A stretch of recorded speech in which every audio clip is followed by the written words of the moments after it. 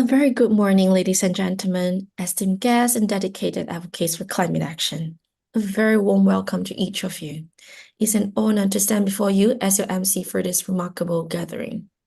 In collaboration with the Malaysia Pavilion at COP29 in Baku, Climate Governance Malaysia proudly hosts Malaysian support for COP29, a virtual forum bringing together thought leaders, innovators, and experts dedicated to advancing impactful climate solutions.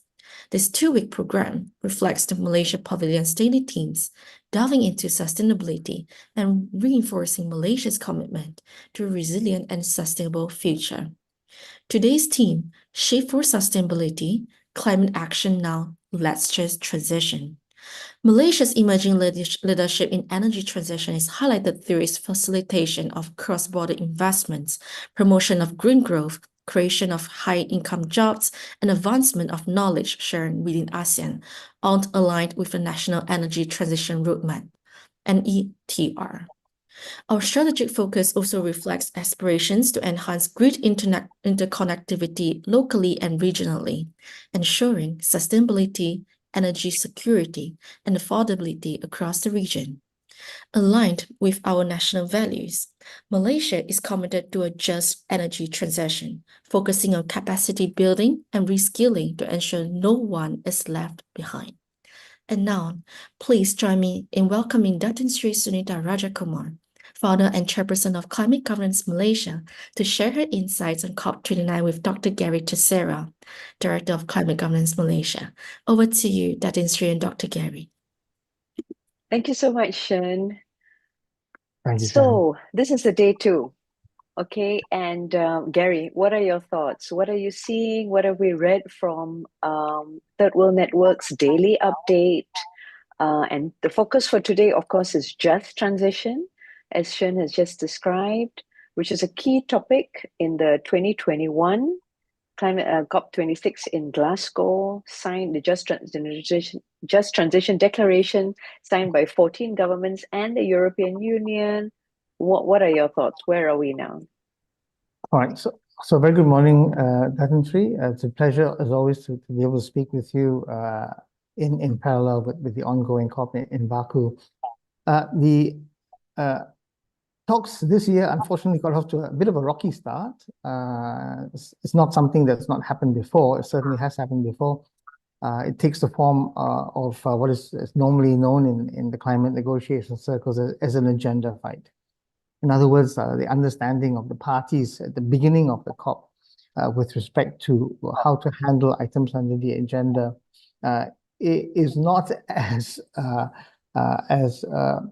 understood similarly by all parties. So in other words, parties come and they have certain expectations or understandings of how specific previous agreements are going to be read and understood. But they actually find that they actually have to sort some of these things out fairly early to get started. And so unfortunately, the agenda was only adopted at 8 p.m. on the first day. But with that out of the way, then once again, the presidency ensured that the COP got off to a very, very, very quick start.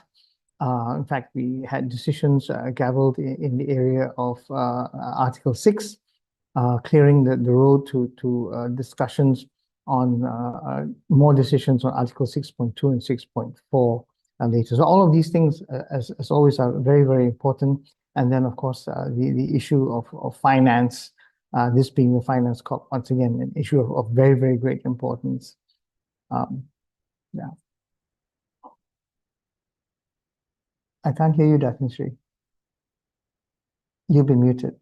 Yeah, sorry. So the theme for today, and it's quite a long theme, shift for sustainability, climate action now, let's just transition. So I suppose it's a play on words, not only exhorting us to transition, but also let's ensure that we have a just transition as well. Yeah.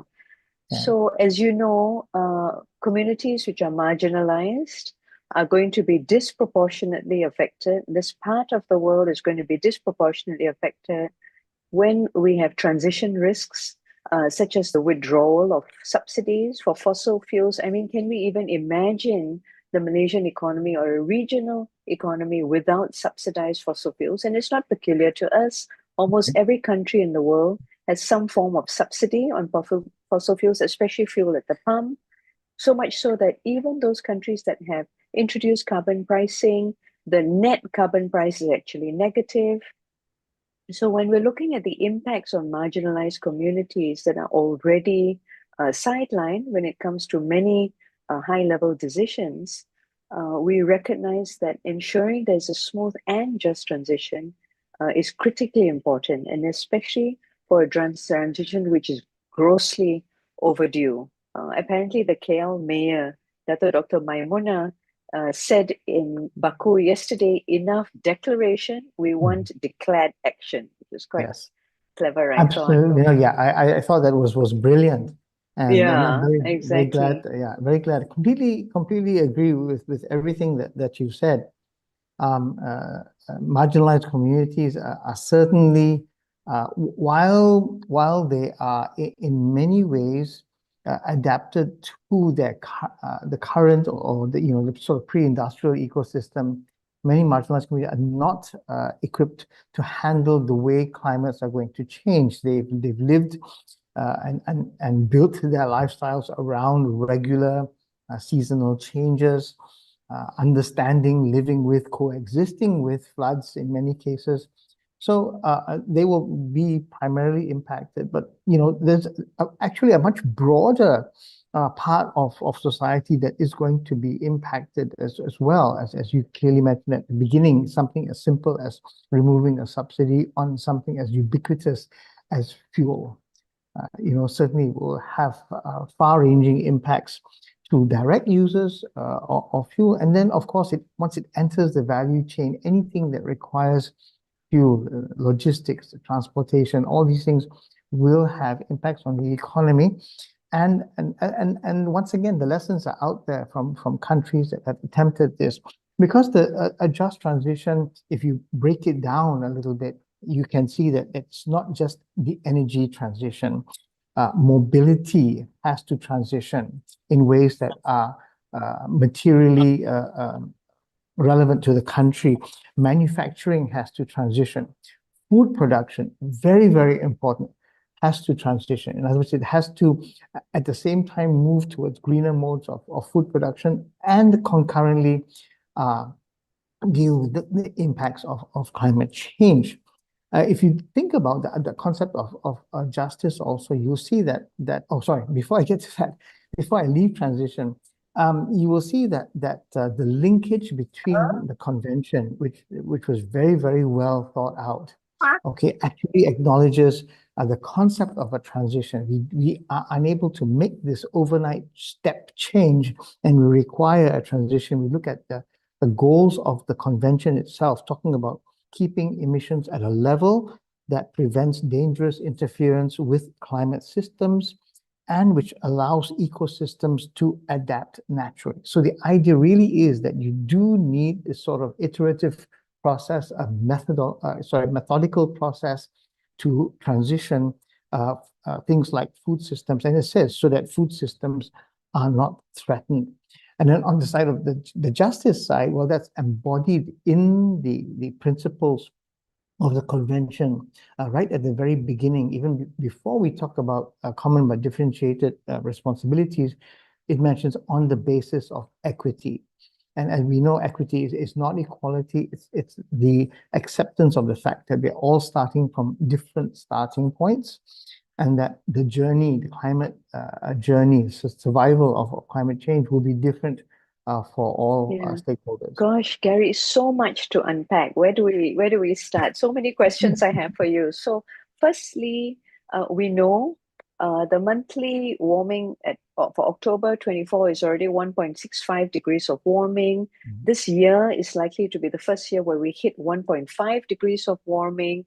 We understand tipping points for slow-moving ecological systems. So even if there is an overshoot scenario, how is this going to affect already marginalized communities and countries. Last week in Singapore, as I mentioned, yesterday, Deputy Prime Minister Heng Swee Keat already referred to looking at a scenario of 5.5 degrees of warming, where a third of land is going to be underwater, including Singapore. And of course, in Malaysia, we haven't really started on adaptation thinking or planning, right? So what are your thoughts on this? How do we reconcile that we're already at 1.5, that we might have an overshoot, and yet we want to pull back and keep it alive? What do you think? I honestly don't think that we have any space at all to backslide, to relax, to slip from one stated goal to another. When we talk about exceeding 1.5 degrees, I mean, and we all already saw it in the 12 consecutive months from February of 2023 to January of 2024. We had an average temperature for that 1 year for that consecutive 12 months in excess of 1.5 degrees.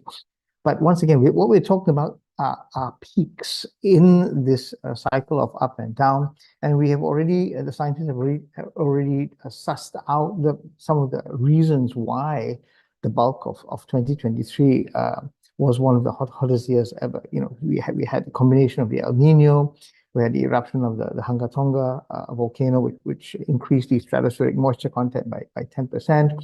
We're also seeing some of our own efforts to remove sulfur from marine fuels, contributing to that warming. It's a good thing, but it's one thing that we need to price into the system. So we really cannot afford to relax this, and the idea really is that we need every single tool in the toolbox, and we need all the tool users to actually be participating, and that's why you know, the continued focus on the COP, I think, is a very good thing. The message that comes out from the COP, whether it's you know, which countries are very progressively, very aggressively, very boldly taking the lead to address climate change, whether it's putting pressure on those parties that you know, might simply be out of touch, or particularly with respect to some of the leadership and the administration of the countries. We really need to put pressure on them through the diplomatic channels, through the negotiating conduits, to make sure that we get outcomes. Now, it's already evident in the way that the presidency handled the first, as it were, roadblock in the COP. The idea that finance is a key part of the global stocktake, and having it explicitly stated there, that is a framework that we're going to accept, I think made a great difference in terms of how the rest of this COP pans out. Excellent. Yeah. Excellent point. Gary, can we just touch on the move from CBDR to CAUR? Okay. This is something that's been a bit relentless. I mean, and it's linked to the concept of equity and justice as well. We have been on well, still are working on the basis of common but differentiated responsibilities. Of course, developed countries continue to point to the fact that, you know, this is something that we negotiated in the 80s, and that lots of water has run under the bridge. Countries have changed, they've industrialized, the economies have changed. They point specifically to fast changing economies like China, like India, and say, you guys, you know, even though you're nowhere near being what we call OECD countries, okay, nonetheless, you have enough billionaires in your population that perhaps you should begin contributing to the changes or the need for financial support and things like that.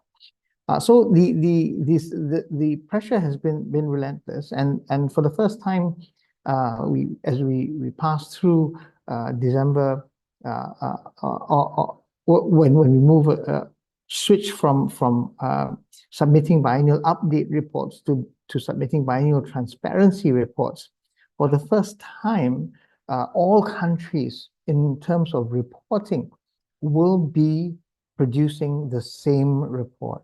Previously, developing countries produced biennial update reports, developed countries produced biennial reports, and these reports were considered separately, considered differently. But now even developed countries are submitting exactly the same report, and these reports will be on par, considered at the same level as that of developed countries.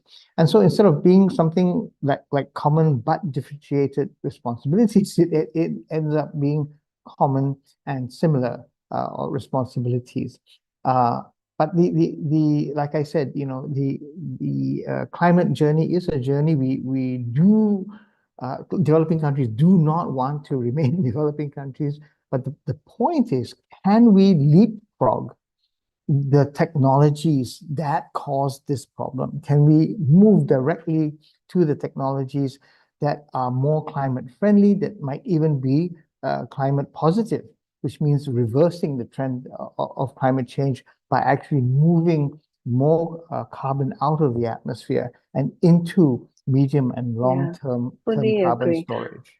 But being cynical, this current surge in reference to just transition, do you think this is a disguised effort to push back on the much needed or significantly delayed needed rates of change? That's a very good point. And the most cynical among us look at this and say, well, this is just corporations saying, you need to give us more time. This is just government saying, we've got so many assets, or so much assets invested in some of these national industries, as it were, national corporations sometimes. And so, we're going to lean on this crutch, as it were, to delay taking bold decisions, making bold actions.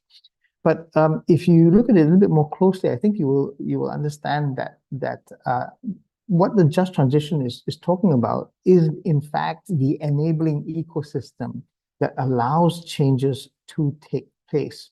And this is not something new. We've had to go through this time and time again. If you think about how homes were heated during the Victorian era in the UK, in London, there were industries that mined the coal. There were people that brought the coal down city streets to individual homes. There was, you had things like coal scuttles, you had fireplaces, you had fire irons. I mean, all of these things had to be manufactured, they had to be sold, they had to be, and the large parts of the population were involved in all of these activities. And so the vision that we have, the insights that we have now about all of change, going from horse transportation to fossil fuel transportation, all of these things have brought with them the lessons that can actually help us to plan and strategize and chart the course of our own workforce to try to make sure that we begin reskilling even before we on the news this morning. We heard I believe it's the Minister of Industry talking about the kinds of changes that we will need to have in the skill sets of the Malaysian population, talking about the underemployed and why this is happening, how this needs to be addressed, to make sure that even as we solve the underemployment problem, we already begin developing the new skill sets that we need to make this transition. Yeah. But Gary, and here's the toughest question, which I've saved the best for last. If you were speaking to policymakers and regulators, whether in Malaysia or in ASEAN, seeing as we're chair of ASEAN now, how can they prioritize? What should they be looking at? How could they be running wider and deeper consultations so that we're making better informed decisions in the absence of the data sets that we need, and so on and so forth? What are your thoughts? You've done so much work in this space. What do you think policymakers and regulators should be doing, prioritizing right now? Right.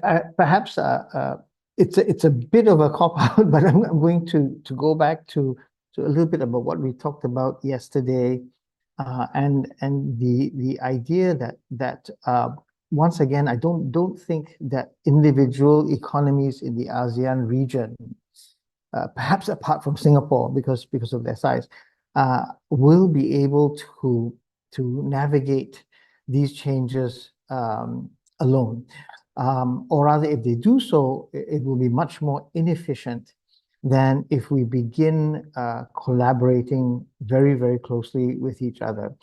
Of course, this has already begun with the exchange of key resources such as energy, such as water, across national interconnections. But I think that okay, and even skills. We have workers from different members of the ASEAN member states working in other ASEAN member states. But I think that there's room for a great deal more collaboration if we begin to think about regional policy. Okay, if you can have a national policy on energy, why can't you begin thinking about having a regional energy policy that can begin to explore some of the benefits of where green renewable energy can be generated, and then where it is, and then move to where it's needed. How perhaps we can begin talking about having regional banks and regional reinsurers even starting to pool their funds to address regional problems. So once again, if all countries through their own national disaster relief actions can have a pool, think of how a multinational pool, because not all countries are going to be hit at the same time. If we can think of an ASEAN disaster relief pool, a climate relief pool, that ASEAN member states can actually begin sharing. So I think that for Malaysia and in particular for the ASEAN region, there are a lot of efficiencies to be gained. I mentioned yesterday, sharing of sea level rise data. Sharing of weather data, if we have a low pressure system developing and moving, chances are it's not going to hit just one ASEAN member state. It's going to have a track. And if ASEAN member states begin sharing meteorological data, sharing flood risk information, and then beginning to hedge by spreading the risk out among ASEAN member states, I think that actually sounds kind of an exciting way to think positively about addressing the climate change, even as we collaborate on low carbon, moving in the low carbon direction. Thank you. Yeah, brilliant. Thank you so much. As you know, CGM is working on this National Climate Risk Dashboard. It's something that we've been advocating strongly on, and you've been working on the data catalog at JC3. Without data sets, we're not going to be able to make informed decisions. We won't be able to build up credible scenarios. So I think right now the focus with a lot of private sector actors is on reporting and disclosure, but you might have award-winning reports, and yet if the roads are impassable, your staff can't come into work, there's no food security, and there's hyperinflation on medical services and supplies, your business is going to be on its knees. There's no resilience without ecosystem resilience. So I'm going to wrap this up here now, Gary. Thank you so much, and look forward to seeing you tomorrow morning. And I'll hand it. Yeah, that's right. And I'll hand it back to Shen right now. Thank you so much, Gary. Thank you, Thank Shen. you, Dr. Sri. Okay, thank you so much, Everyone. Dr. Sri and Dr. Gary. Okay, as a quick reminder, we'll commence our daily program with a 30 minutes breakfast chat with Dr. Gary and his guest speaker as he unpacks his daily observations. Now, please join me in welcoming Dr. Harry Barlow, Council Member of Climate Governance Malaysia, to deliver the welcoming remarks for day 2.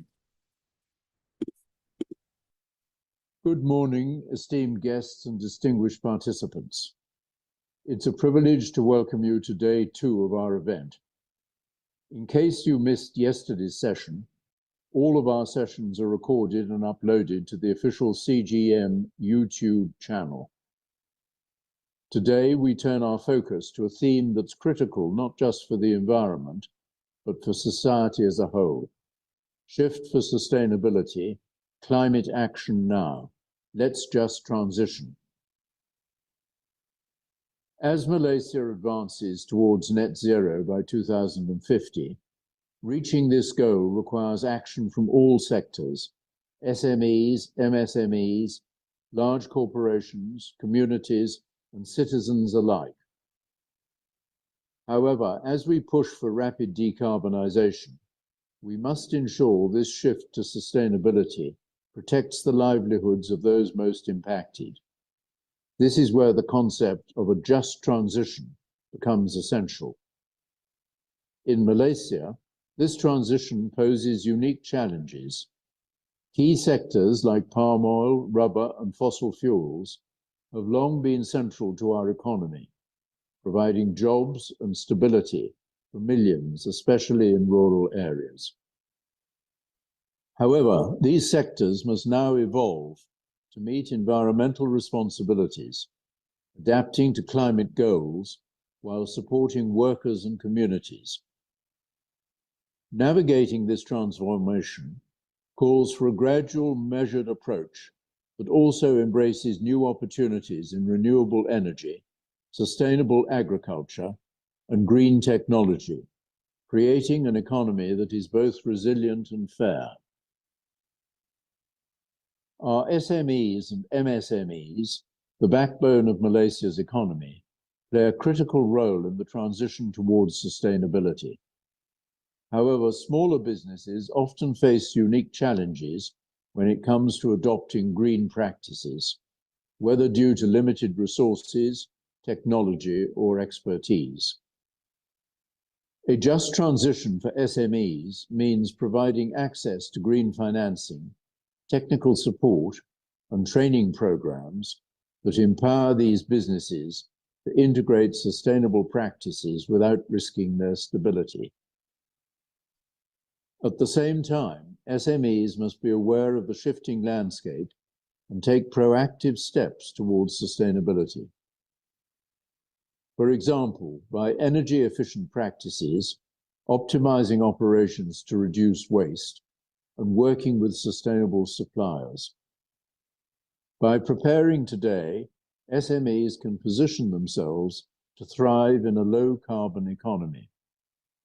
The responsibilities of company boards and large enterprises are as follows. For company boards and larger enterprises, the journey towards net zero requires not only strategic adaptation, but also proactive leadership.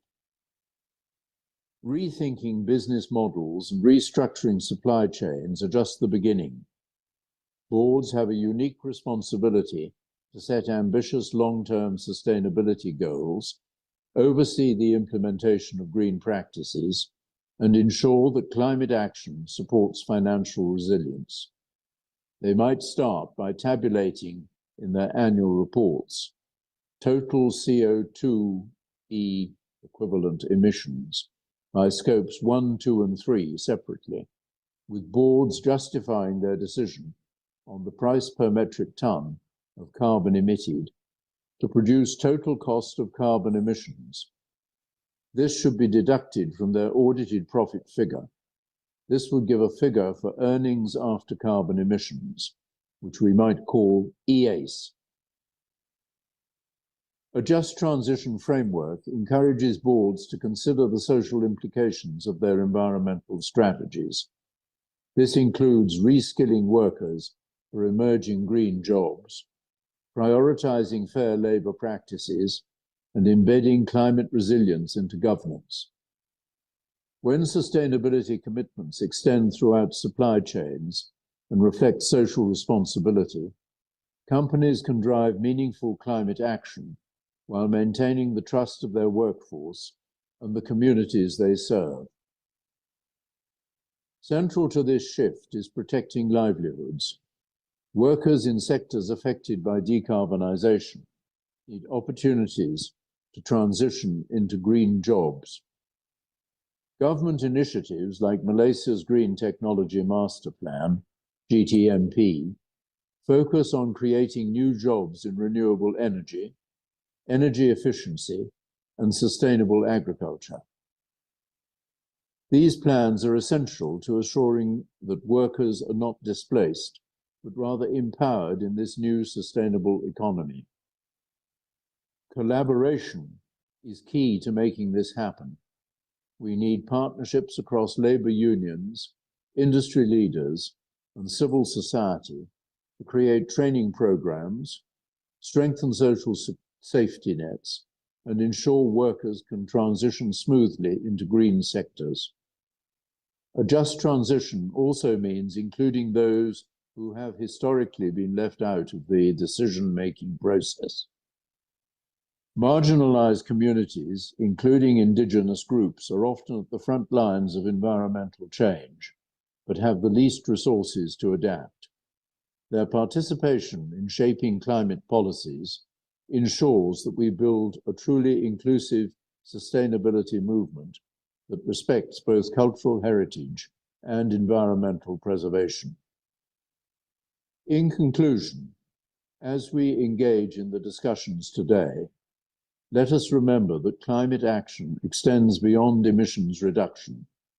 It requires a collective commitment across all levels, from community groups and SMEs to corporate boardrooms, to create a green, fair, and resilient economy. Governments in particular hold a pivotal responsibility in this transition, providing the regulatory frameworks, resources, and incentives that enable businesses and communities to thrive sustainably. So thank you for joining us, and don't forget to stay connected through our CGM newsletter on our website for continued updates. You can also follow us on LinkedIn for the latest climate action insights. Thank you very much. Thank you, Dato Henry. We shall now continue with our first keynote for today. Let's welcome Sharath, member of the Board of Trustees, Shift Project. Over to you, Sharath. Thank you, Sharon. Right, a very good morning, everyone. It is a privilege and an honor to be speaking to you, and I thank CGM for inviting me.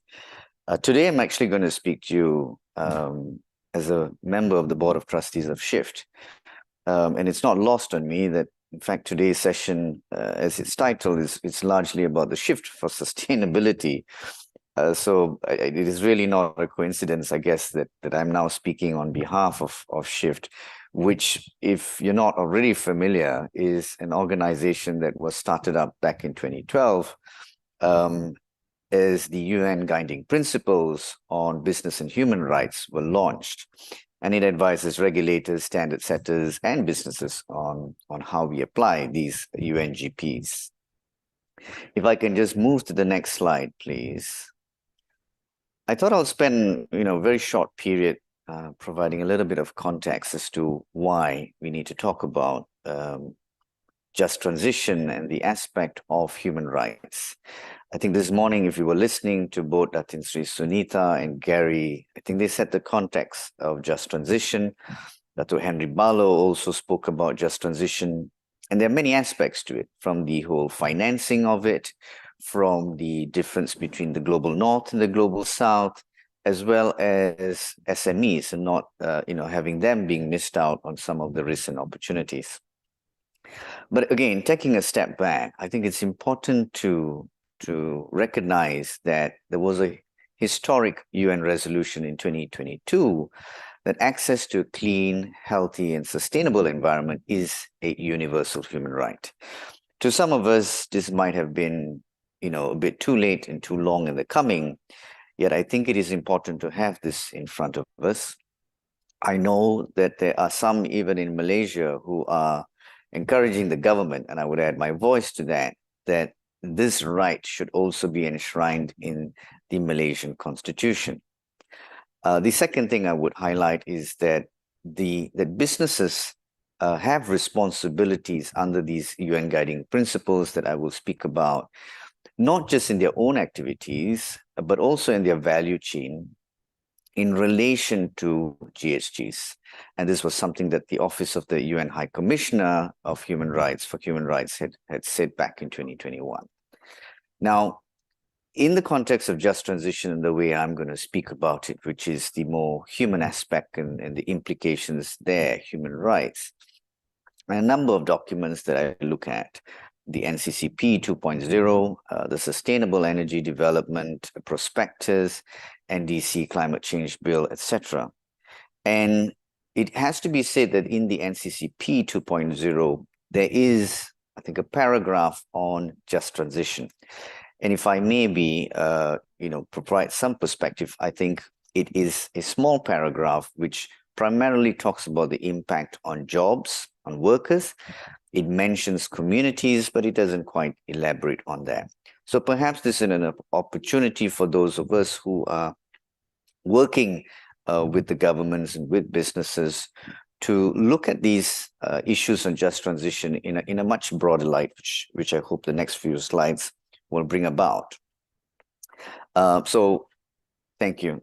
Now, I think when we look at this whole subject of business and human rights, we need to understand that in the context of climate change, these can count from a number of aspects. Firstly, in terms of businesses that directly generate emissions, even if this is about clearing land for use in property development, which we see in Malaysia, or even in the previous, historic conversion of forest lands into agriculture, which to the palm oil sector, to some extent, they have to put the brakes on that. But there's also other areas that continue to use and convert land for various development reasons. Then there's also the business as usual activities, and Dato Henry Barlow kind of alluded to this, where your business could be one which uses a lot of energy, and if you're not doing anything about it, then we effectively are continuing to support, unfortunately, the continuing emissions of carbon, which only is going to increase climate change vulnerability. But the third and fourth area is what I want to kind of maybe expand on today, which is as we look to transition, as we look to take mitigation steps, and this could be in terms of exiting out of carbon-intensive investments, switching from fossil fuel to cleaner energy. These will also result in impacts in terms of jobs, in terms of communities that are going to be impacted by some of these things. If you think about solar energy, and we're going to have solar farms in some place, what does that mean for the people in those communities in there? I'll speak a little bit about the jobs in a few slides later. But the other thing that I think is very important, and I think Datin Sri Sunita very neatly alluded to this, is that with the warming that we continue to see, there needs to be growing attention to adaptation. That doesn't mean we've got to get out of jail card on mitigation. It does not. It absolutely does not. But adaptation is going to be key. If I can move to the next slide, please. Right. So I think this slide hopefully puts the context of when do we look at the notion of just transition. And as something that I'm bringing to the table here, we need to start talking about the notion of just resilience. So very simply, just transition is when we are looking at transition risks and the mitigation actions that we need to take place. And just resilience is when there are already physical risks that we need to start addressing and what adaptation actions we need to start taking, right? Next slide. Now, one of the very important principles, I think, in the UN guiding principles is that we must look at groups which are more vulnerable to climate risks. And again, as I mentioned, without being critical, that the NCCP 2.0 focuses on workers, which is a very important aspect. But there are far more groups which are also far more groups that are vulnerable to climate risk as what you see here.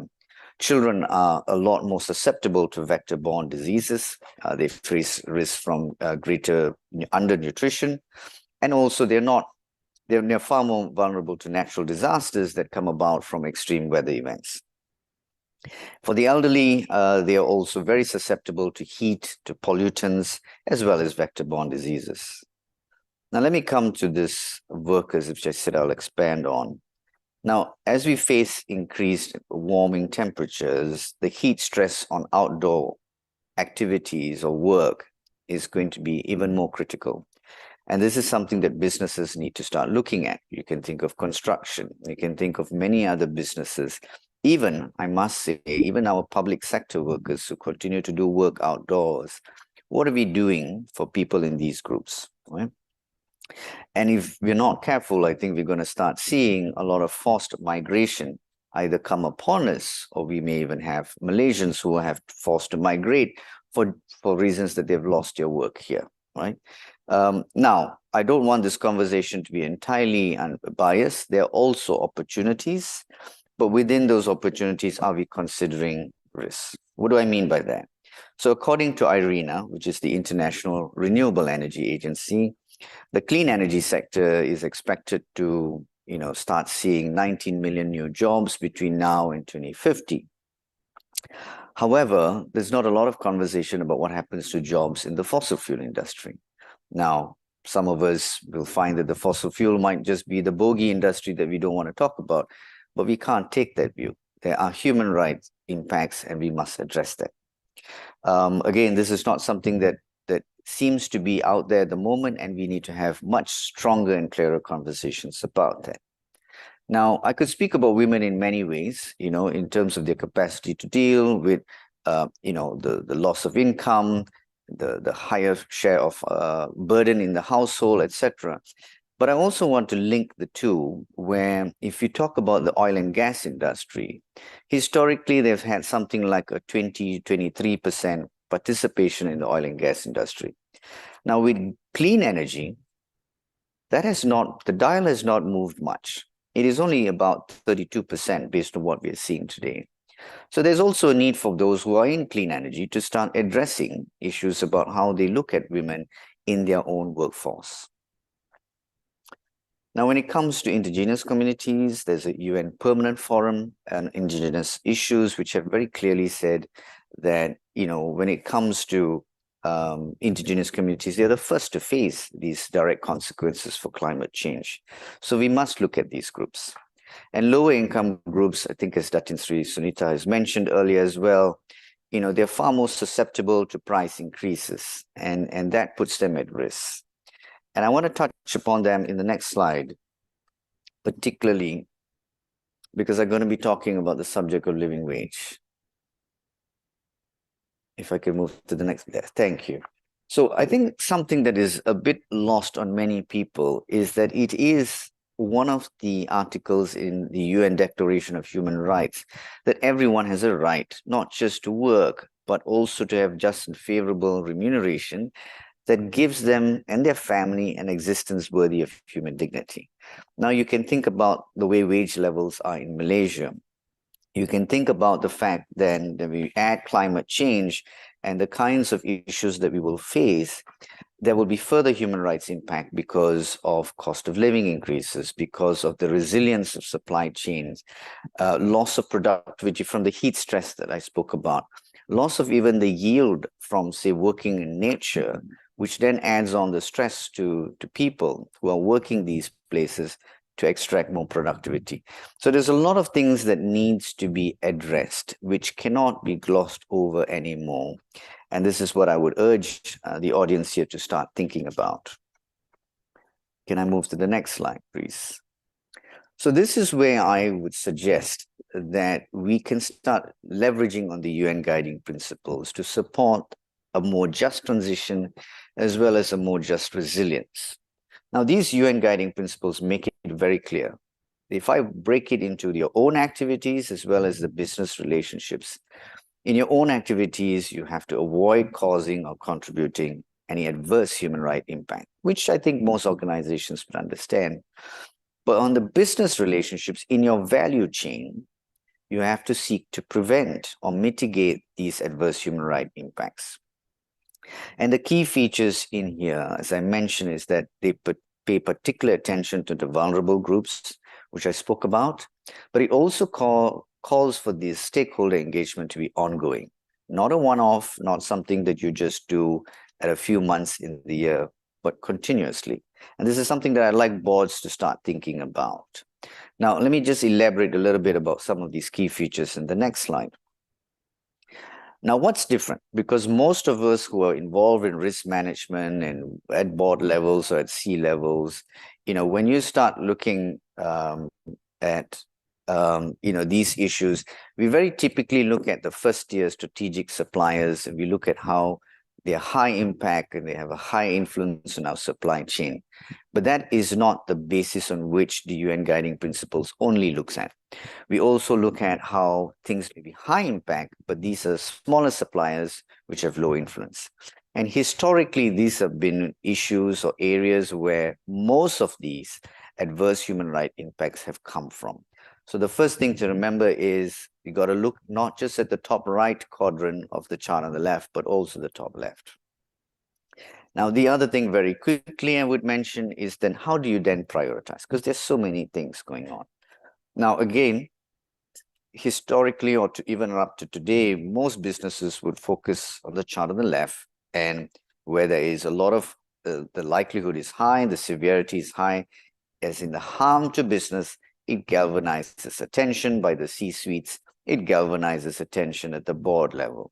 But when it comes to people, the focus should also be on where the severity is high, but the likelihood is low, because when it happens, that impact would be just too heavy for an organization to be able to withstand its reputational impact. So this is something that I hope these frameworks would start to make us think differently about how human rights impacts are being created through our business models and how we need to pivot, right? A very small example here in the Malaysian context is some of us would be aware of the forest reserve in Kedah, Bukit Enggang, and how they're now looking at piloting rare earth mining. Now, I think while it's good to have a pilot project, from what I understand, that seems to be looking at things more from an environment perspective. I would urge that these pilots start looking at the human rights impact, the impact on communities, the impact on workers, and all of these other aspects that I just spoke about. So let me leave you with a few, next slide, please, a few points for you to take back. In terms of questions you can go back and start asking in your companies. And the first is, are we even aware of and analyzing these human rights risks in our company? And that comes from a number of things, from the physical climate change that will impact people, from our own mitigation actions that I spoke about as you try and pivot towards cleaner energy, where you try to exit some of these investments. What does that mean? And don't just think of people from the workers, but on a much broader lens that I've just painted before. And very importantly, I think the question must be asked at the board and senior management level. Are they aware of the impacts that their climate actions are having on people? And my last slide is really about how we need to start looking at human rights due diligence. I think many of us who have been in organizations and boards are used to the notion of business due diligence and financial due diligence, but we need to start looking at the human rights aspect to due diligence. There is a company in Malaysia which had actually, unfortunately, gone through a harrowing experience with the US Customs and Border Protection, where they had imports into US blocked. I think many of us know this. And they went through a 2-year process looking at this whole process of mapping the stakeholders, engaging with these affected stakeholders, which took about 500,000 man-hours to deal with these issues. So if that signals something to us, it's the fact that this is not a very light exercise. It must have the board support. It must address this throughout strategy and throughout the operational decisions that businesses are taking. So I hope I've given you a few points in which to start thinking about. just to recap a few of them, is that the notion of just transition has to be looked at in terms of particularly from the vulnerable groups that our businesses would impact, not just from the climate actions that we take, but also from our ability to respond to some of these physical climate risks that are happening, or our failure to respond to some of the physical climate risks that are coming. And there's also a process in which you can use the UN guiding principles as a framework to support how you navigate through this complex exercise. So I hope these sharing has provide you some thoughts around this subject. And I'm not sure if there are any questions, but I'll just pause here and pass it back to the organizers. Many thanks, Sharath. These are very important key considerations indeed. Now, ladies and gentlemen, before we proceed to our next session, we kindly invite you to take a few moments to complete the survey. We would love to hear from you.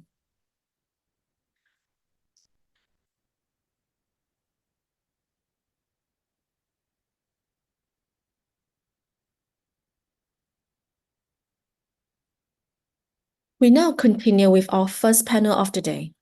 This session is curated by Institute of Corporate Directors Malaysia, ICDM, with the topic Role of Board. How do we facilitate a smooth energy transition?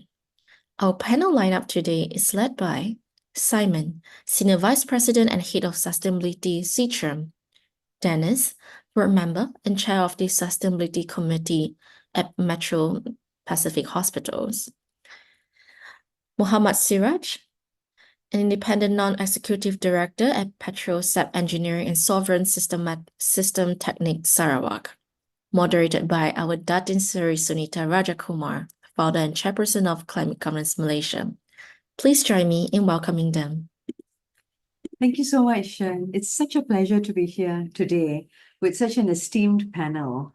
As you know, in conjunction with the Malaysian Pavilion at COP29 in Baku, Azerbaijan, Climate Governance Malaysia has been invited to host an online parallel event, which we are calling Malaysian Support for COP29. This is running from 12th to 21st November, and this wholly virtual event will serve as a complement to the main events and daily themes which are taking place at the Malaysia Pavilion.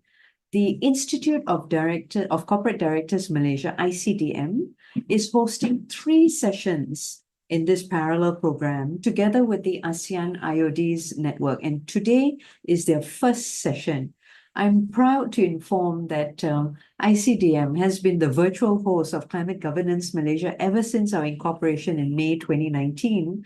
And I'm personally a fellow of ICDM, having sat on boards since 2002 and listed company boards since 2009. But let's get around to our panel. We've got a great set of speakers. I'm delighted to have them here with us and looking forward to hearing from them. So we are going to be touching on the energy transition. We've seen a massive momentum in just the past few years with frameworks, regulations, climate litigation, and this is reflecting society's insistence that businesses who are profiteering from destroying and polluting the environment must be held to account, a sort of social license to operate, as it were. And directors are a fiduciary. They need to be responsible for the transformation from shareholder primacy to a stakeholder economy, while institutional investors are also on notice to escalate stewardship with engagement for better informed decision making. And so maybe if I can start off with the panel, if you can tell us a little bit about your experience, especially your views on the energy transition, which we are going to need. We are already at 1.5 degrees of warming, as we've heard multiple times today. The IEA Energy Outlook says that Southeast Asia, which is a net exporting region, will be the second largest region in terms of growth of energy demand outside of India. What are your thoughts on this? If I could please start with Dennis, and then maybe after that, Siraj and Simon. Over to you. Thank you very much, and thank you for the privilege to participate in this forum. I'd like to provide, from my perspective, the Philippine experience, since you mentioned ASEAN. Personally speaking, I might just start by saying that both my executive management and board experience has been what I would describe to be barbell shaped. And what I mean by that is I have worked at and have been and am currently on the board of a microcap. I could call it even a microcap, all the way up to being on the board of one of the largest real estate companies in the Philippines, as well as the largest hospital holding company in the Philippines. And so what that does is it gives me the opportunity to almost view the energy transition experience in slow motion. As you might expect, the largest companies are at the forefront. They are leading the way with respect to really committing to the energy transition process. And then you have trading in the back, really the smaller cap companies, and they themselves are a microcosm of the SME experience, of which all ASEAN nations have many of. And I think we would all agree that in order for this to really work, you need to bring the SMEs on board. And I would say that anecdotally, individuals, Filipinos, are aware of and care about energy transition. We grew up in need, after all, and so saving, turning off the light, for instance, as basic as that, is something that we all grew up with. Interestingly enough, however, when it comes to corporations caring, while there's always this fear that it costs too much, and there's a lot of hiding behind we can't afford it. And so I would summarize the state of affairs in the Philippines with two words, in a two-word question: who pays? Ultimately, that is a question that everybody asks. Everybody will agree that energy transition is the right thing to do, but who's going to pay for it? And I'll touch on that a little bit later. Thank you for that. Yeah, hi. Thank you, Datin Sri. If I may now give my views. Actually, I started in a very dirty industry. I started off as a process engineer in oil and gas industry from 1980. So I've done a lot of the big projects, and I've worked on the first gas project for Petro, which is the onshore gas terminal and the Duyong project. And then we also set up the gas. I was involved in the PGU pipeline project to set up our gas infrastructure from 88 to 91. And then 91, actually, the time I was in MMC, we secured the contract for the natural gas distribution system, which translated to formation of Gas Malaysia. In a way, I'm happy that from oil, I was involved to set up the gas network, because gas is considered as a transition energy. It's cleaner than the fuel oil and MFO. So we converted many of the customers. Industries were using diesel and MFO to natural gas because of the less carbon CO2 and better for the environment, much cleaner. Then actually, in a way, I've started the transition even before this talk about energy transition started. Already in the process to make to gas. And then in 1996, actually, I joined DRB HICOM and I set up Alam Flora. So that is where I was on waste management, environment management. I was a CEO from 1996 to 2006. Then I got very much interested into climate, environmental, renewable energy. So since 96, I've been very much involved in this sector of business. And basically, as I said, that's why when in Alam Flora, we started the waste reduction, we started looking at, but at that time, we were not really calculating the CO2 generation. We are looking more as how to convert waste into a resource kind of thing. But then later, the CO2 measurement took place. So I was involved to promote renewable energy like solar project, things like the solar renewable energy projects, biofuel projects, and then the waste to energy projects. Because I was involved in the NKEA lab as well with Idris Chala, where we come out with to including nuclear. I might say we added nuclear into the energy mix so that we have less CO2, almost no CO2 as well. I'm glad to see that our government now added nuclear into the option, which was part of our thing. And my last position was I was the Chief Technical Officer in Chai Mata Sarawak. So there are a lot of low-hanging fruits that we can do immediately. For example, rooftop solar. You can reduce your electrical consumption. And and then you can reduce the efficiency. There's energy efficiency alone. There's a huge opportunity to save, because a lot of energy is wasted because of nobody thinks about energy efficiency. They all want to look at new projects all the time. But I think there's a huge opportunity if all the companies at the board level, they focus on this area. There's a huge opportunity to save. And I think it's time for the boards to have a technological board member, because most of the boards usually have a finance guy, a legal person, in mandatory. But I think from now on, it's important to have a technological person in the board, so that they can look into the details of what requires to be done, and this can be then rolled out at the company level. Okay, I'll stop there. Maybe later I'll elaborate further. Thank you. Thanks, Dennis and Siraj. I shall share and add more to the discussion on energy transition from the angle of a marine offshore energy company, which I'm working as a sustainability head. We are a builder of energy infrastructure for the land, for the offshore. And at the same time, we are also world builders for the maritime transportation. I also will be sharing some experience from the angle of being a board members of various energy institutions, including Singapore Maritime Foundation. What we hear these few days, especially from many different panels in coincidence with COP29, the updates. Many good news that the clean energy is gaining momentums, replacing fossil fuel. So we will see a peak energy and emission probably before 2030, despite the energy demand continue to grow. So the emission will peak probably around 2030. That's a good news. But the bad news that we hear as well is that the global decarbonization is still falling behind the plan. Achieving 1.5 degrees Celsius raise is becoming impossible now. People are looking at 2 degrees. These are really bad news for us.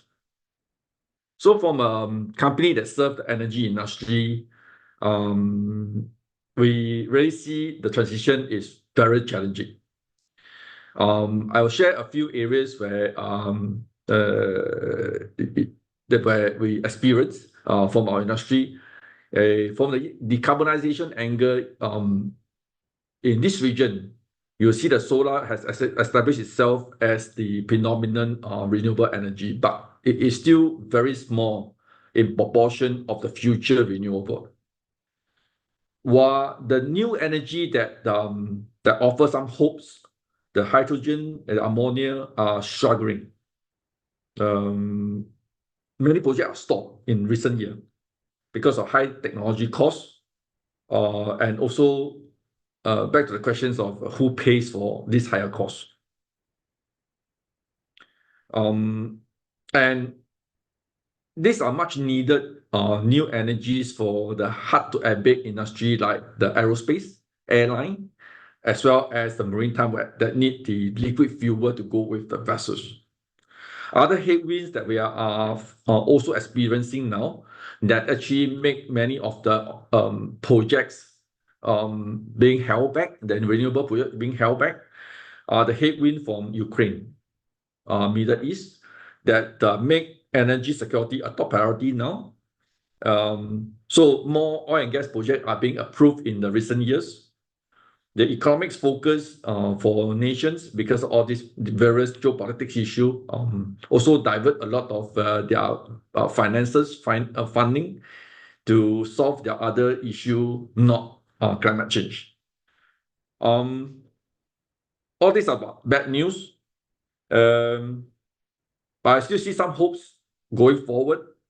Globally, offshore renewable energy offer one viable pathway to hedge part of this problem, especially the wind, which our industries are now helping to roll out the wind infrastructure. We hear about the nuclear. Nuclear has now becoming more important now, especially in Europe, because of this renewed interest after the Ukraine situation. In Southeast Asia, my thought is that the hydro will be able to overcome part of our limitation in solar, as well as our inaccessibility to offshore wind. Regional grid is also helping us to become more efficient and make the renewable energy more efficient. So I'll stop here. I'll add on all of my view in the next few conversations. Thank you. Thank you so much. A great start.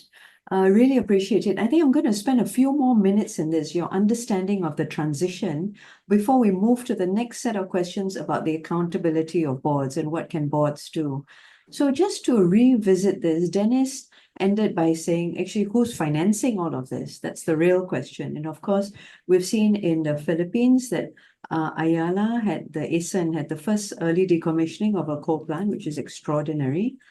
Siraj then went on to mention that they've been looking at energy transition for a long time, and now renewable energy is a low-hanging fruit, and boards need competency and skill sets, which of course is true, because when something goes wrong, one of the first questions that's always asked is, where was the board when all of this happened? And it's difficult to deny the climate science, which is already being mainstreamed, and the boardroom is having to look from something that's backward looking to scanning the horizon for what's coming up next. And of course, Simon then talked about how we're peaking, but globally we're falling behind plan. And there's so many challenges, hard to abate industries, technology costs, which are still not cost effective enough, other headwinds, looking into hydro. And coincidentally, CGM has an upcoming webinar series on nuclear energy as well. I want to throw out a few thoughts and just hear your views on this energy transition topic for a while more. None of you really mentioned energy efficiency, which is actually significantly more cost effective than large projects. And of course, for energy efficiency to work, we need to price carbon. Biomass was touched on, and in a country, a region which has significant amounts of biomass, this would be a big proportion of primary energy supply, and that could add to energy security as well. And then the convergence of the climate COP and the biodiversity COP might mean that large hydro, which results in deforestation, destruction of biodiversity, and also displacement of Aboriginal people, might not be viewed or might not be classified as renewable for much longer. So if we can start with Dennis and then Siraj and Simon all over again, I'd really like to hear your views as we dive deeper into this. Over to you, Dennis. Well, just to touch on the comment you made about the decommissioning of a coal-fired plant by AC Energy, I think that the question of who pays is a pithy slogan to use, and it's catchy, and everybody likes it. Every time I say that, people sort of smile and say, "Yeah, that's right." And then at its core, it's true, but it's also an oversimplification of the problem, right? You can go from something as basic as what our former Secretary of Finance in COP26 said when people were making their pledges. If you recall that was kind of the big thing then. The Secretary of Finance made a declaration that the Philippines commits to reduce its GHG by 75% by 2030. Then he paused for effect, looked at the camera, pointed to the developed nations and said, "You will pay for 73 of the 75%. Right? So basically what he's saying is, hey guys, we're all in when it comes to energy transition. We're all in terms of reducing GHG. You're going to pay for it, because if you don't, we're not going to do it, because you made all the money from the carbonization of this world, and you're asking us to contribute. We contribute 0.3% of GHG. So I guess the point is that while it is still the essential issue of who pays, there are many ways to skin the cat, as it were. This whole decommissioning question, for instance, is a big one. It was very difficult to do, and it no doubt cost Ayala a lot of money. more. In other words, it took cents off of their earnings per share, for instance, or their return on equity. But they made the commitment, and they were able to find a willing funder to help them decommission their plant. I think it's close to 15 years sooner than it originally would have. So that's another way of skinning the cat. It's not just a question of a rich country taking money out of its pocket, its treasury, to pay for a poor country's climate mitigation. But there are other ways the private sector can participate in addressing this food-based question. And it goes all the way down, even with corporates. To your point about boards, it is a board's responsibility, even within its own ecosystem, to address that question of food-based. Because if they're making money out of a particular entity and they're polluting the environment, they need to pay so that the people who they serve in their populations and their constituencies also benefit. So it's a multi-layered question of an oversimplified but catchy phrase. Okay, I may jump in now. I think basically, as what Simon has pointed out, we have to cap our temperature growth not more than 1.5%. There's a Sky report from Shell. There's a DNV report available, which shows the energy transition to 2050. As also there's a McKinsey report. But in spite of such a huge investment globally, still we are falling short, because I think the study shows that we may hit 2.2 degrees C instead of 1.5, which is a target set by COP and all the other climate change. So I think finance, you see, for example, now solar is already cheaper than natural gas. In 2010, when I was in the NK lab with the Idris Jala lab, that time solar was much higher, more expensive. Now the PVs are so cheap and it can be done. But unfortunately, the board, nobody looks at that element, because we don't have enough capacity, because sustainability is like kept as a separate kind of topic. You see, just like in the 90s, quality came in, and then quality was a separate department before. They will reject all the goods, and then they say they're doing a great job. Then quality was injected into the DNA of the operations. Quality became part of the operations. Then the rejects reduced and then become part of the DNA of the company.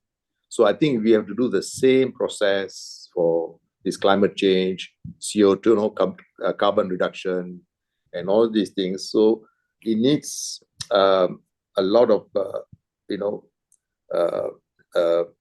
capacity building.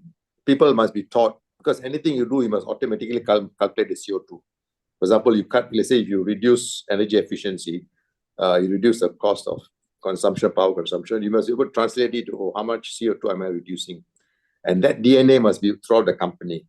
And that only you can really increase you can reach fast.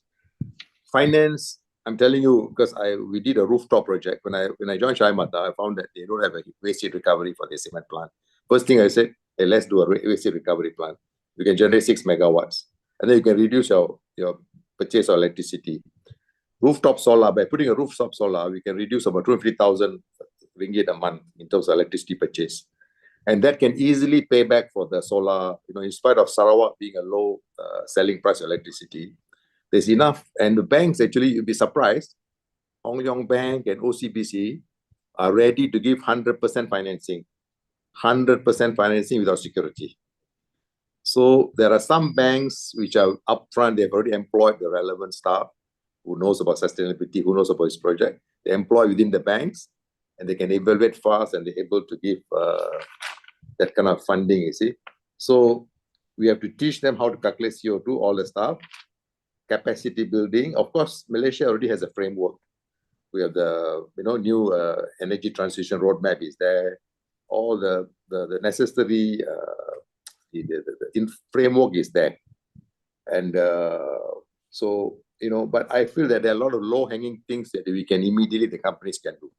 As you said, energy efficiency. We can reduce, for example, there are new motors available which can cut the electrical consumption of motors by 30 to 50%. You can add, for example, if your vehicles, you can convert to EV.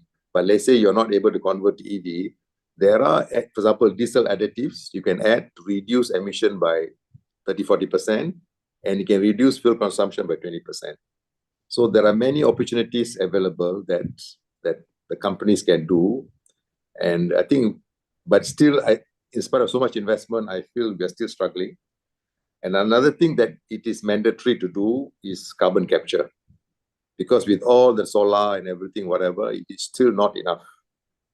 And I think it's more of the education and awareness among the whole society. Like the same way, like how we did, the oil and gas industry did on safety.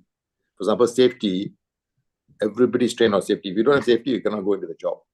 So maybe these are some of the features that can be incorporated for carbon, to reduce carbon content. And of course, also we need to have the carbon trading as well, fast carbon credit and carbon, marketing system in Malaysia, so that we can expedite. Okay, I stop here first, then we can discuss later more points. Thank you. Thanks so much.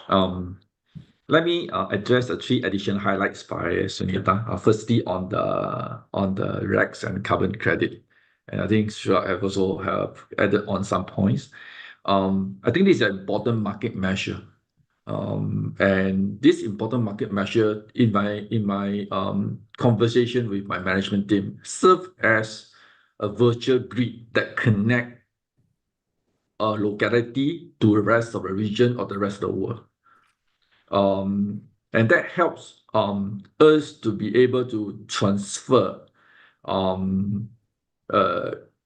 carbon and also decarbonization effort of one poorer region in terms of carbon poor region from a carbon rich region. I think that helps without a physical connections, without a physical transfer of they say energy or fuel. So this applied to say RECs, and this applied to carbon credit. And Singapore is a carbon constrained country, and we do voluntary meeting of decarbonization. Then the solar can only support us for less than 10% of our decarbonization targets. So if we want to achieve 40%, then the rest of the decarbonization has to come from somewhere. The green energy from the grid are not sufficient from our locality. So what we are doing now is actually getting RECs produced in the same region. Same region means ASEAN region. Should be accessible to us at the cost-effective manner. So that's one very important mechanism. And the key for making this mechanism work is the quality of the RECs or the carbon credit, the standards, and also certification, and most importantly, the cross-border agreement.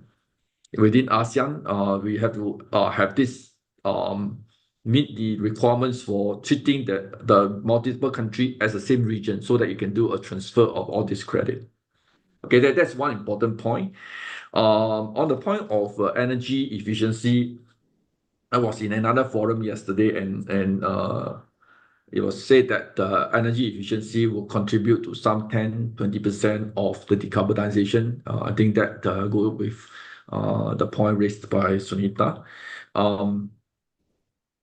And the solution of how to gain this efficiency, in my view, there are two important pathways. One is at the distribution level, meaning at the system level, how do we make sure the energy are efficiently used without loss in transmission? Okay, I think that gives you a big saving in the energy efficiency. At the asset level, that will go to individual asset owner to renew their legacy asset to have the new one that is more energy efficient. I think that will call for a lot of capital investment. Okay. And for Seatrium, we are treating energy efficiency as one of the top two decarbonization lever to help us to achieve 40% by 2030. Third point is on biodiversity. I'm a nature lover, so this is it touched my heart when you talk about biodiversity. As indeed important topics, emerging topics now that we need to speak together with climate is like the previous speaker keynote speaker where we talk about human right linkage to climate. I think all these are interrelated. For biodiversity, it's important to strike a balance when we develop solution for decarbonization for climate change. Say, for example, for wind, we are talking about bird strike on the turbines. That is an important topics in many countries. And if you don't deal with this problem, the local community, the NGO, will make it difficult for the licensing to take place. So it is very key for organizations to find solution on one where you solve the climate change, also take into consideration of nature inclusive feature to make sure that you don't transfer the problem from one to another. For us in the marine offshore space, when we develop the floating wind solution or offshore wind solution, we are thinking of the nature inclusive design below waters.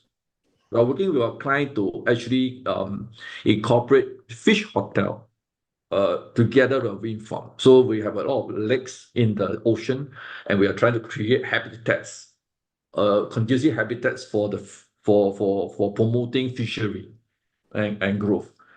When we talk about the biofuel, then we need to make sure that the biofuel don't end up resulting more deforestation. So these are the balance that we need to talk about. The last point is on the Siraj point on the support from the board. I'm a little bit more fortunate than many other board members. In Seatrium, we are an energy company. We serve energy industry. So it's imperative for us to treat sustainability as part of the business strategy, sustainability as business. Very good. So I have a full support of the board, and I can share more what the board does in the subsequent questions. Thank you. Excellent. Thank you. Thank you so much, the three of you. So, Dennis, I loved what you said, and you're completely right. Decommissioning a coal plant must have been incredibly difficult to do. It's really a testament to Ayala's commitment. And of course, in the Philippines, who doesn't know about your landmark human rights case suing the top oil majors? And we do recognize that average life of coal plants in the region is between 12 to 15 years. This is a net exporting region that is addicted to fossil fuels. So this is really something we need to wrap our mind around. And of course, for Siraj, you're right, levelized cost of electricity in almost all countries in the world. And yet somehow the rate of adoption, although it's been increasing as an exponential rate, I think the Economist wrote an article, 2 gigawatts a day this year of solar installations versus in 1994, 1 gigawatt in the entire year. Right. From 1 gigawatt in a year, we're now going to 2 gigawatts a day, this year's target. NETR has already picked up the mandating of rooftop solar for all government buildings. And yet, why is it not being adopted wholesale? And of course, storage might be an issue with intermittency, which will affect many electrical equipments and appliances. And Simon, of course, excellent points. It's great to see the Seatrium board taking this so seriously. Can we offset our way to net zero? SBTI, for one, disagrees. Article 6.2 still outstanding for corresponding adjustments.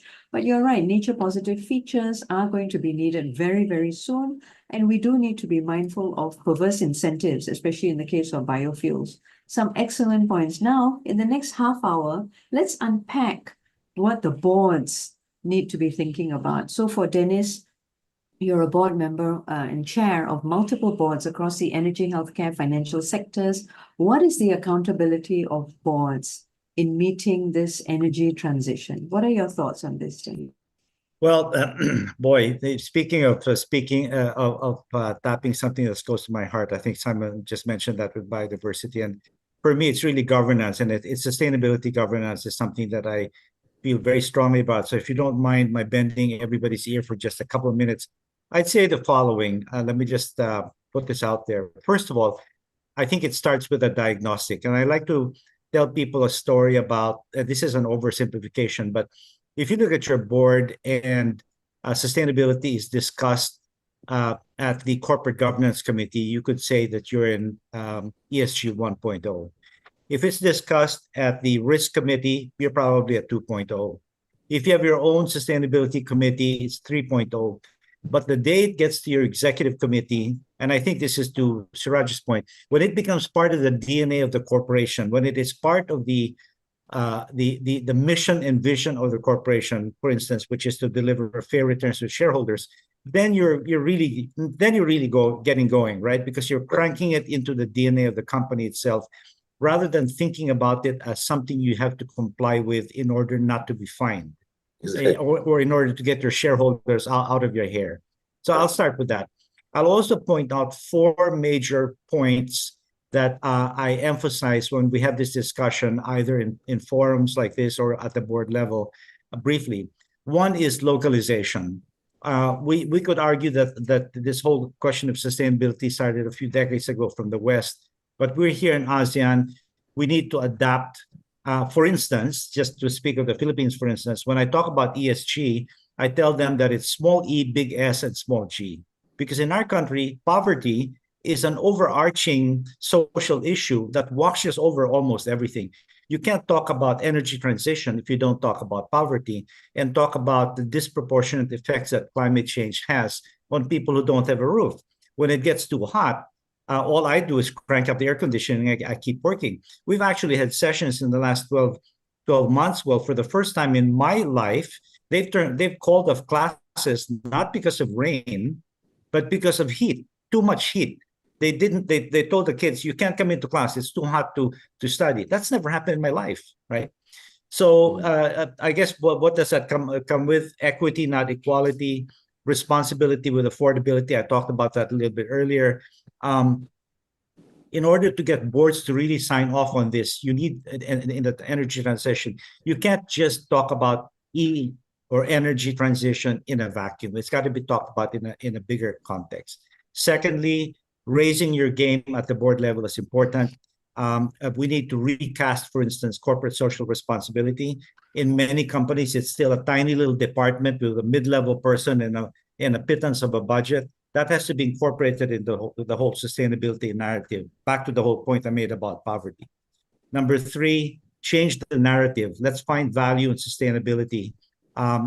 This has to be something that makes sense for shareholders, and it's not just something that is a nice thing to do. And then finally, tone from the top. Everybody watches the boss. We are a very hierarchical society.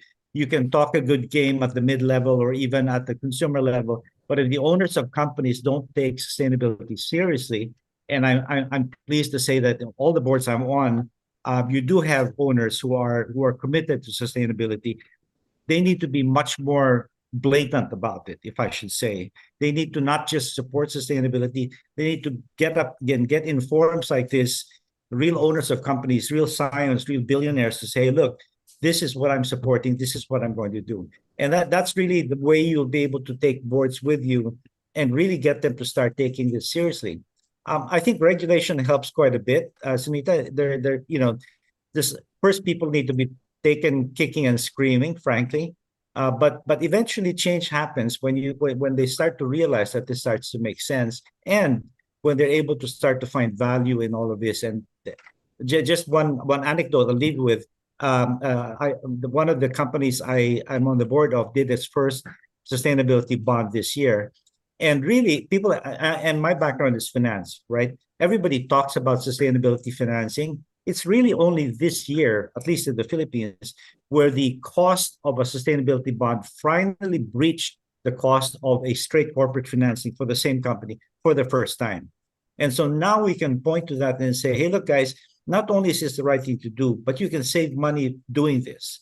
I think that this is a major breakthrough, because heretofore, companies that did sustainability-linked bonds had to have big battles at the board level where they had to convince board members why they had to pay 5, 10, 20 basis points more per year just in order to be able to say you had a sustainability-linked bond. Now it's all economics, right? You're saying we're doing the right thing and we're saving money as well. Our institutional shareholders love it. So I think I'm quite excited by this development.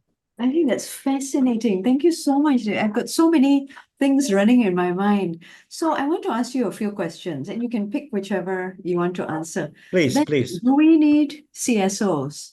Because if it's embedded into the DNA of the business, which is what, of course, we're advocating for, rather than Right, just right. reporting and disclosure, do we need CSOs? Is it the responsibility of the business to look into equity, not equality? Or should that be, well, you know, when we're moving from shareholder primacy to stakeholder capitalism, where Right. is that line? And I love Yeah. your point about heat waves, because here we're already seeing heat strokes, which, as you know, Yeah. results in irreversible brain damage. And so Yeah. many sectors of the economy depend on people working out of doors, including, of course, your emergency first responders, who might not even be Yes. able to come out and rescue you. Correct. Um, I think- It's a terrific question. I think in a perfect world, we won't need CSOs, but this will probably be not in my lifetime. You need cheerleaders. You need people who wake up every day thinking first and foremost about this. So this is not a question of, do I think about sustainability or not? It's really a question of, where does sustainability rank order in terms of what I wake up thinking about every day, or what I go to bed worrying about at night. Everybody's got to worry about it, but you need somebody who cares so much about this that this is the only thing that she's thinking about. And then she's the one who walks up and down the halls, rattling cages of everybody, including the chairman, including the CEO, and saying, hey guys, what have you done today for me to further my agenda? And by the way, this can't be a mid-level manager. This can't be no disrespect to the young people, but this can't be somebody who's 2 years out of business school. You need a chief sustainability officer who is the same rank as a chief financial officer, as a chief medical officer, as a chief operating officer. Somebody who can stand up at the board level, pound the table and say, we need to get this done. By God, it's the right thing to do. I think that especially in a place like ASEAN, Sunita, where seniority is accorded much attention, that person has to have the moral, has the gravitas and the moral high ground to be able to battle it out. And these are not easy discussions to have with people, and they can't be. You can't have somebody who's so junior that they're intimidated just walking into the boardroom asking for a tiny little budget in order to do something. Correct. Perfect. Siraj, based on your experience, what do you think are the key factors that boards need to focus on in accelerating clean energy developments? What are your thoughts? Okay, I think I will take on from where Dennis has left off. I think first one, I've written some points here. Okay, I think the Malaysian situation is, as I highlighted earlier, our representation, we have legal financial representation, and we don't have much on the sustainability, the technical, technological representation. Because most companies, they like to employ a finance guy as a CEO. See, Petronas, for example, all this time was a finance guy. Only one Zul for a while was an engineer. The rest now back to finance guy as a CEO. So I'm not saying finance are no good, but in ExxonMobil, the CEO is always an engineer. You know, so I'm just saying that we have to give more importance to technical and technological things now, especially also with a lot of scam, you know, your attack on your systems, your IT systems, a lot of hacking. So technical and technological thing must come at same level as finance and legal. That's one thing. And as I agree with Dennis, it must be board driven, from chairman, CEO, top management driven. You cannot just have a junior sustainability officer and then asking for budget. It doesn't work. And it cannot be a separate thing like that, you know. He's the only one pushing, championing it. The rest of the whole organization are just treating him as, oh, you're just a bookkeeper, you know, your job is to make a report. And many people it's just reporting. I'm telling you, many boards, they do a fantastic glossy report, but actually you go down and see, it is not the same. Okay, so as I said, we must do the same way how we did ISO 9000 training and all that, where everybody got involved. And then, as I said, CO2 generation calculation, I think everybody must know how to calculate it. Because the first thing when I joined Chairperson, the cement plant don't even know how much CO2 generated. They said, how can I have a cement plant and you don't know how much CO2? So I gave them the formula, please next time calculate and report it to the board. Can you imagine a basic CO2 calculation? They don't know how to calculate. They're not doing it. And then, as I said, no use having all this beautiful presentation. I think we have to walk our talk and get it done. And we have to do a lot also capacity building, capacity building, do capacity building for the whole company. So everybody must be taught right from the down to all the level. Everybody must understand about this carbon, CO2 generation and things like that. So a lot of training and development program need to be rolled out. We also need to educate our suppliers, our bankers, because like, for example, Intel and Microsoft, they already, even Apple, they already told their suppliers, you must use more renewable energy, otherwise you cannot be our supplier in 5 years or 10 years from now. So the companies can do the same. So you need to propagate, just like how, oil and gas, we propagate our safety to all our contractors, subcontractors, to make sure that everybody's in the same. So we have to do the same thing with all our suppliers. Whoever, you need to educate them, show them that this is our expectation, but give them enough time to switch over so that you don't give them a condition immediately, like how Europe sometimes does this to us, They suddenly implement and say, oh, palm oil is not compliant. We ban palm oil in Europe. You should not do that way, but give them a time to adjust it themselves. And we must also do, as I said, the low-hanging fruits can be done immediately. There are so many opportunities. This, for example, another thing important is the energy storage. Because for solar and wind all to be effective, you need to have battery backup so that we can store the battery when the energy is not needed and you can supply it when the need is there. And this will also help to stabilize the grid, because too much renewable energy also the grid can become unstable. I think an energy audit, again, with you have the CSO, would be great. He can take care of the energy audit, but he must be again part of the whole company, not as a separate division, reporting to the board alone. He should be part of the whole management operation and maybe together with the COO, whatever. So they all try to deliver as a one team rather than a separate division. I think I stopped there for the time being. Okay, I loved your I hope point. I answered the question. I hope.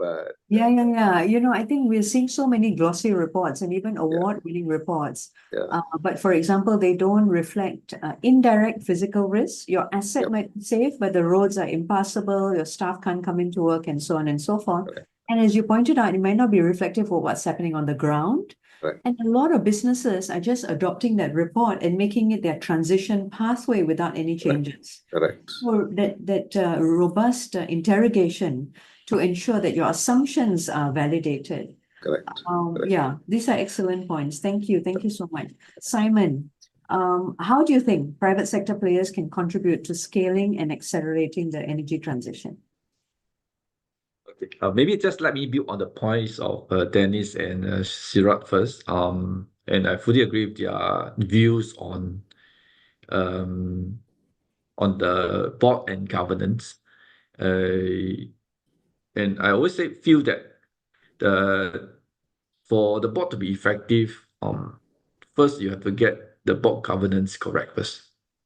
And to contextualize to a private sector's organization, as a listed or entity, we have a board, of course. We have a requirement to report to the listed as a listco. But the most important thing is actually the quality of the board, the design of the board on the day one.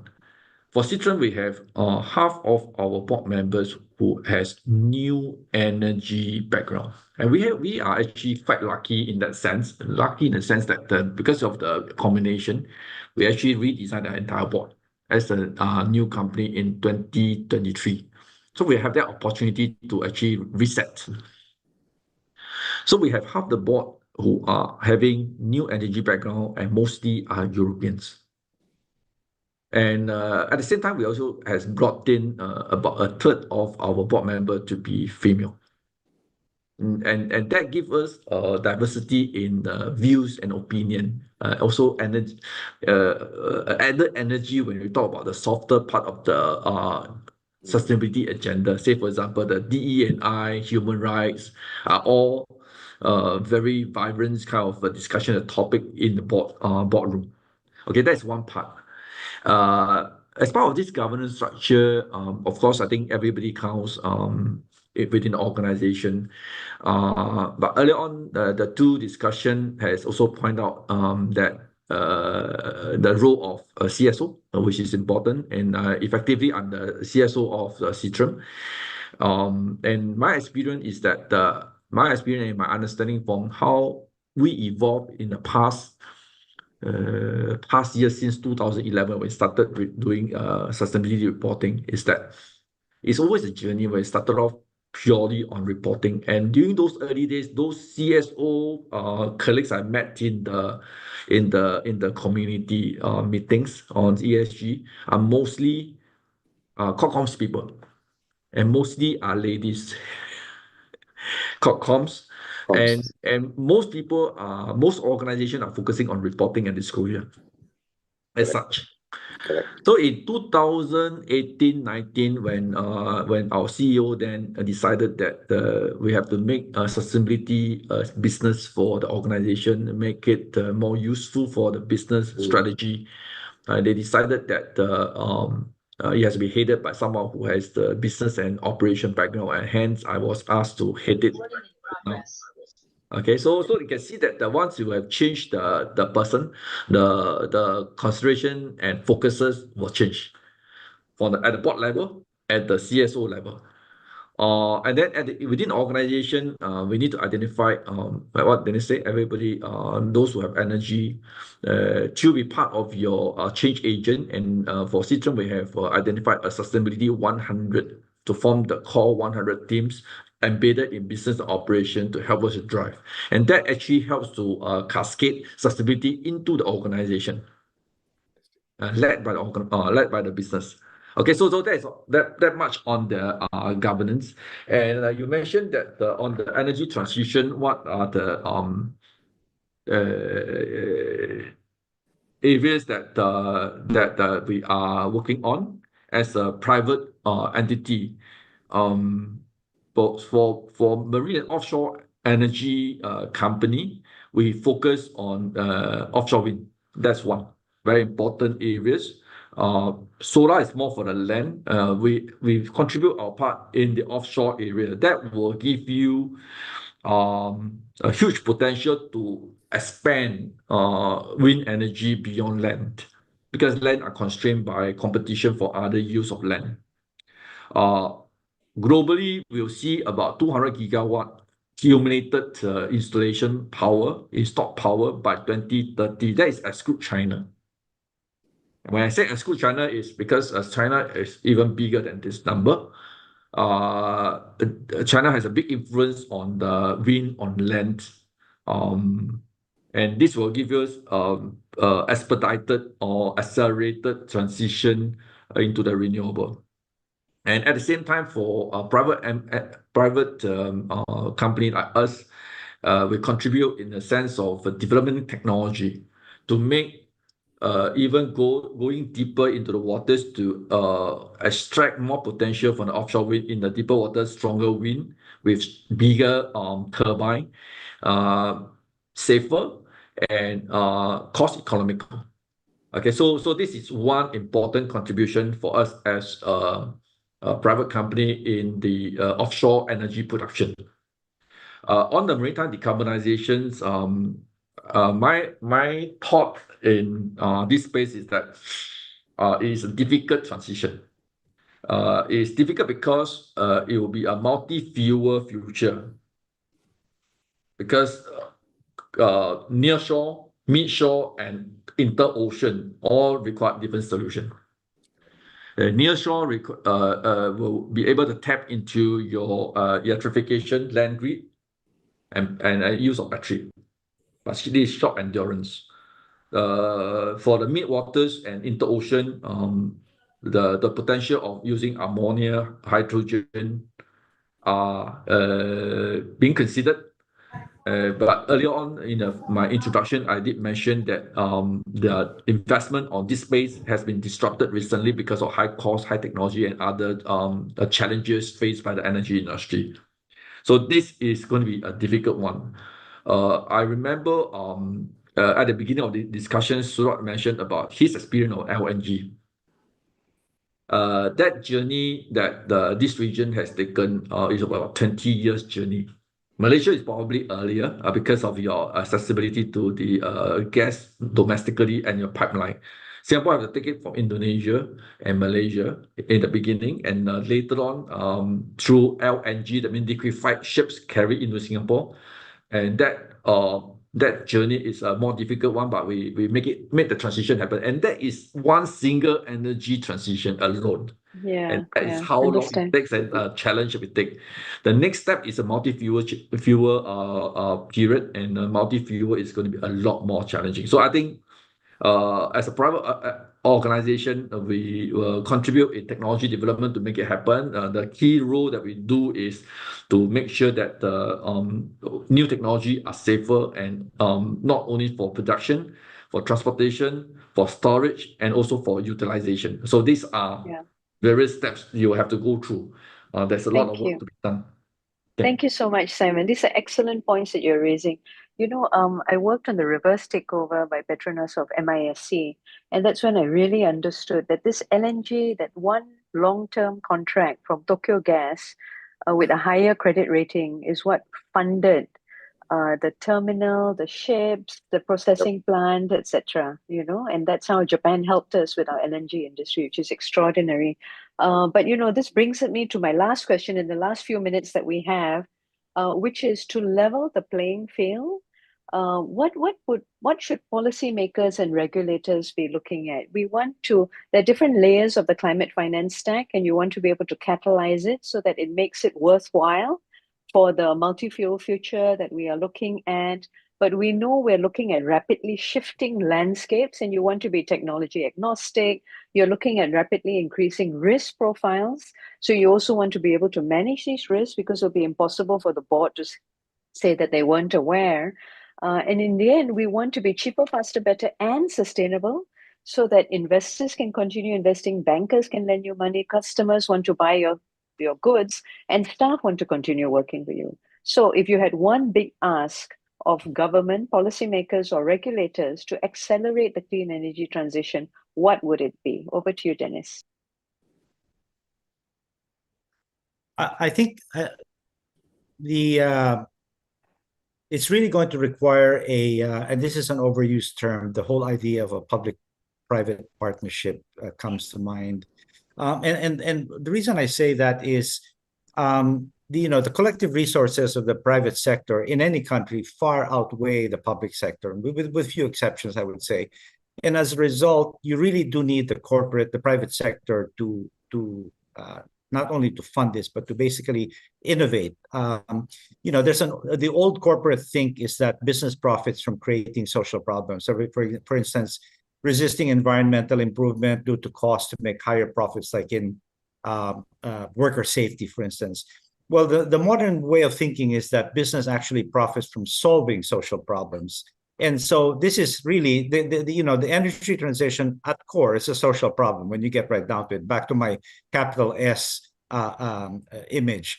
So it starts with that. And so what does that mean? What it means is the private sector needs to continue to lead the way with respect to innovation and devising ways to profit from and create stakeholder value from solving the social problem of energy transition.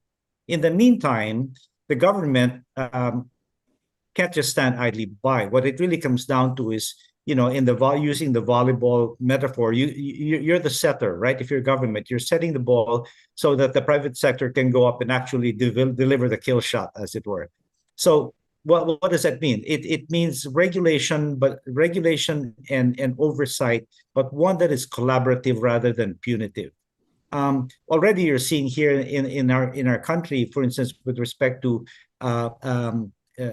disclosure standards, 2025 for the first time, publicly listed companies will be required to disclose in almost the same level of detail through ISSB to their shareholders the state of their sustainability efforts. In the meantime, though, the private sector has pushed back in terms of implementation of the SURE form with respect to disclosure because of lack of information. So we have to find the balance here where they are nudging, maybe that's the right word, the private sector, Yeah. but not necessarily saying, I'm going to slap you in the wrist if you don't do this. And I think that's the only way Absolutely. the collaboration will work. Yeah, thank you. Thank you so much, Dennis. Siraj. Yeah, I think I have 2 points. One is that at the moment, I see IPP, we have independent power producer, but unfortunately the grid is controlled by TNB. And I prefer open market. Actually, the government should have open market for the sale of electricity. Even India is doing it, Australia, other countries are doing it. That means your IPP can sell directly to the end customer, because many customers want to buy only renewable energy. I think Singapore is already buying renewable energy from Malaysia through the Petronas Pengarang, because they have a what do you call it, this cogeneration plant. And I believe Singapore is also going to buy electricity from Sarawak using the submarine cable, because the power generated from hydroelectric.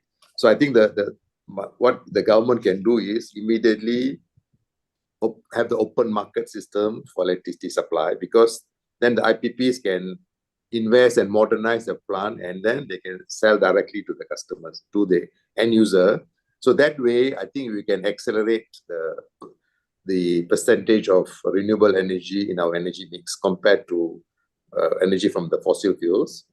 And basically, the grid needs to be, because when you have too much power from the renewable energy, it may not give you a stable. So the grid needs to have a smart grid with battery backup, so that you can accept more energy from renewable energy sources, and maybe have a 2-tariff system.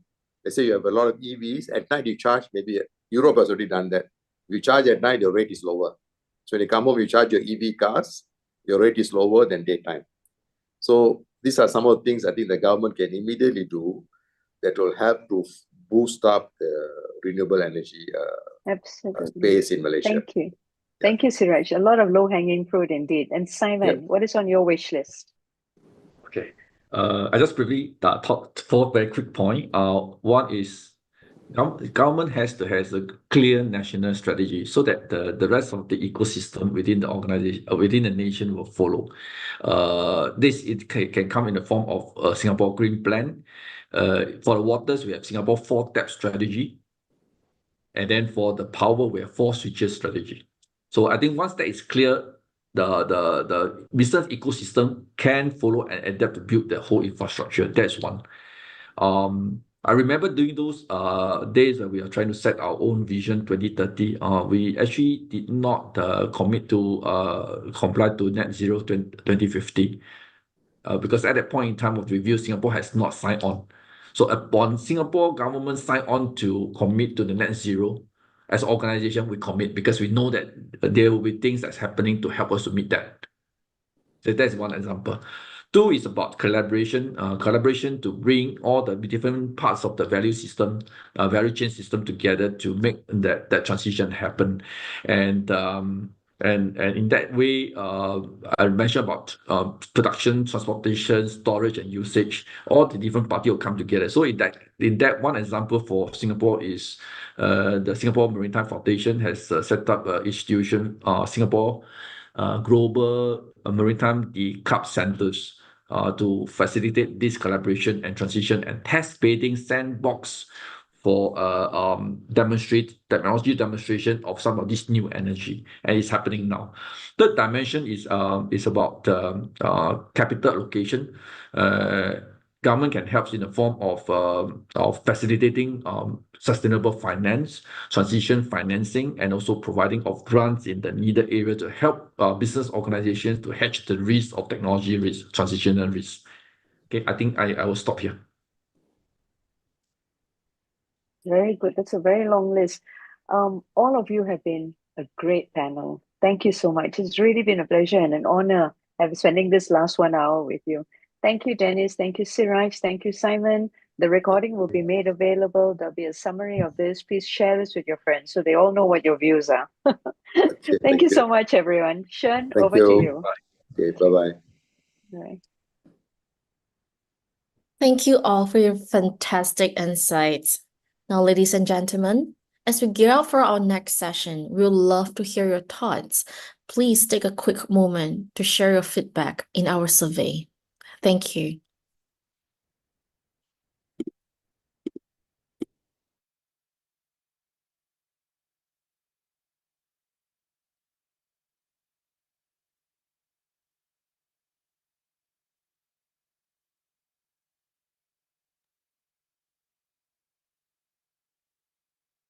Now, let's hear from the second panel curated by Minority Shareholders Watch Group, MSWG. They will be discussing capital for change, investor responsibility in the fight against the climate crisis. We have today Dr. Ismet, Chief Executive Officer of Minority Shareholders Watch Group, Mr. Noor Hisham, partner of Asmi and Associates, Ms. Sujata, Chairman of Malaysian Institute of Corporate Governance, MICG, moderated by May Kim, founder of Green Horizon Advisory. The floor is yours, May Kim. Thank you. Thank you, Sharon. Good morning. Selamat pagi, everyone. Okay, so welcome to the panel discussion looking at discussions on capital for change, investor responsibility. So we just got off a panel where we heard from very passionate directors, right? And of course, we basically see everyone's asking them, well, if something goes on at the board, right, goes on with the company, you end up, the question goes, what did the board look at? Well, similar considerations, right, from the investor lens. Okay, as we have all our panelists on board, let me quickly introduce everyone. We have with us, of course, Dr. Ismet Yusof, the CEO of MSWG. Dr. Ismet is a strong CG advocate with vast experience as a policymaker and a strategist on governance and sustainability practices. Also with us is Encik Noor Hisham Bahrin, a partner with Asmi and Associates. Of course, he's also a seasoned legal corporate M&A partner with deep-rooted focus on M&A transactions, fund investments, CG, emerging trends as well in climate change and sustainability. Last but certainly not least is Ms. Sujata Sekarnaik, chairman of the MICG. With over 30 years of experience, Ms. Sujata is a seasoned governance and capital markets professional, bringing in-depth experience and practical holistic insights into understanding of the financial markets and also regulatory frameworks. She has held leadership roles with the Securities Commission and also was CEO of Siraj. So thank you very much.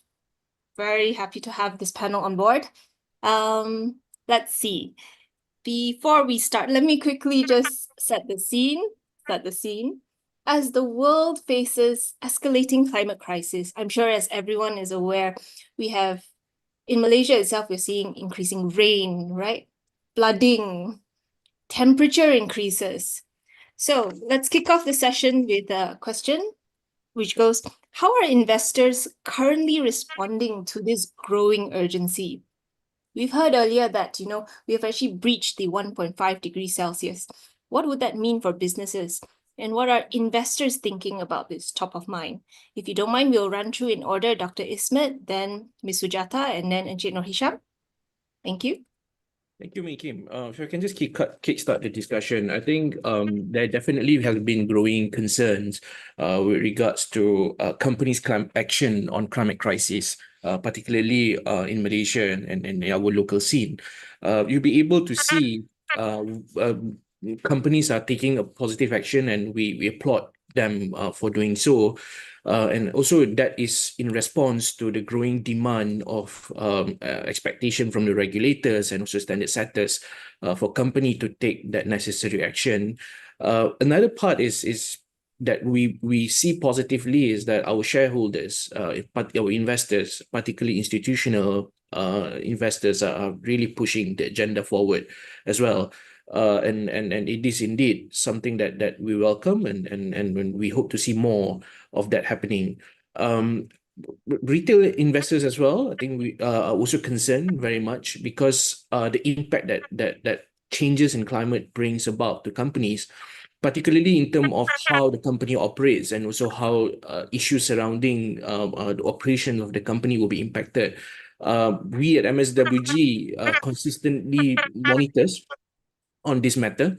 Just to share with you, at this juncture, we are a shareholder of about 500 listed companies in Malaysia, ranging from the largest of the largest to the smallest of the smallest. And we raise issues and concern with regards to climate crisis and how companies are identifying those risks, managing and mitigating those risks as well. There are companies that, for example, rely heavily on certain products that is very much impacted to climate change. There are also companies that triggers issues such as emissions that we question, and we raise issues on that regard. And we saw a lot of our peers, a lot of our fellow shareholders, minorities, retails, are also on board asking the same concern and issues to them. And I think that puts the demand for companies to do better.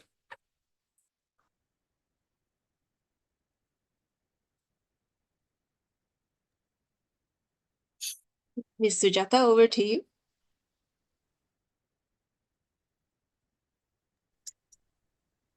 Ms. Sujata, I believe you need to unmute. Sorry. Can you hear me now? Thank you.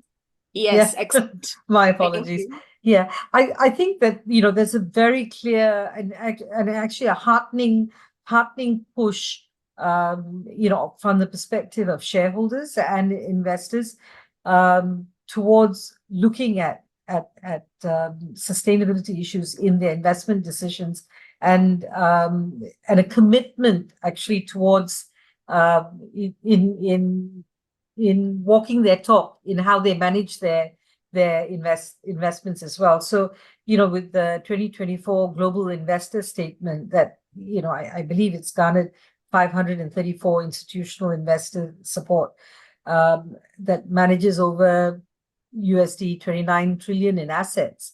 The fact that you've got statements like that coming out, the fact that you start seeing far more private equity investments and availability of funding for sustainable projects, right? These are all things that are reflective of how the world is moving. So it is a train that ain't stopping. It's going, in that direction, and it's either you get in and look for opportunities and see how you can actually move and pivot, even as investors, as shareholders, pivot your thinking, right? And how you look at your investments, whether, looking more towards the longer term sustainable returns as opposed to the shorter term returns, and balancing that and being able to go on the journey with the company. So it's two-pronged, right? On the one hand, you are also pushing the agenda by choosing to invest in companies that have sustainable practices, that have good governance structures that support the sustainable, because good governance is foundational to sustainability, right? That support these practices, and that monitor and impose accountability into the process. So as investors, you're looking at these kind of metrics when you're making your decision on what you want to invest in, and I think that push factor is very important. But at the same time, it's also how you manage an investment you're already in. And if you're asking that company to pivot, and you're asking that company, to understand that they have to look at the longer term returns by moving to the sustainability agenda, then you yourself, as an investor, must also be willing to walk the talk and allow the company that time, right, in terms of your returns, etc. So I think it's important to look at that as well from the perspective of a shareholder,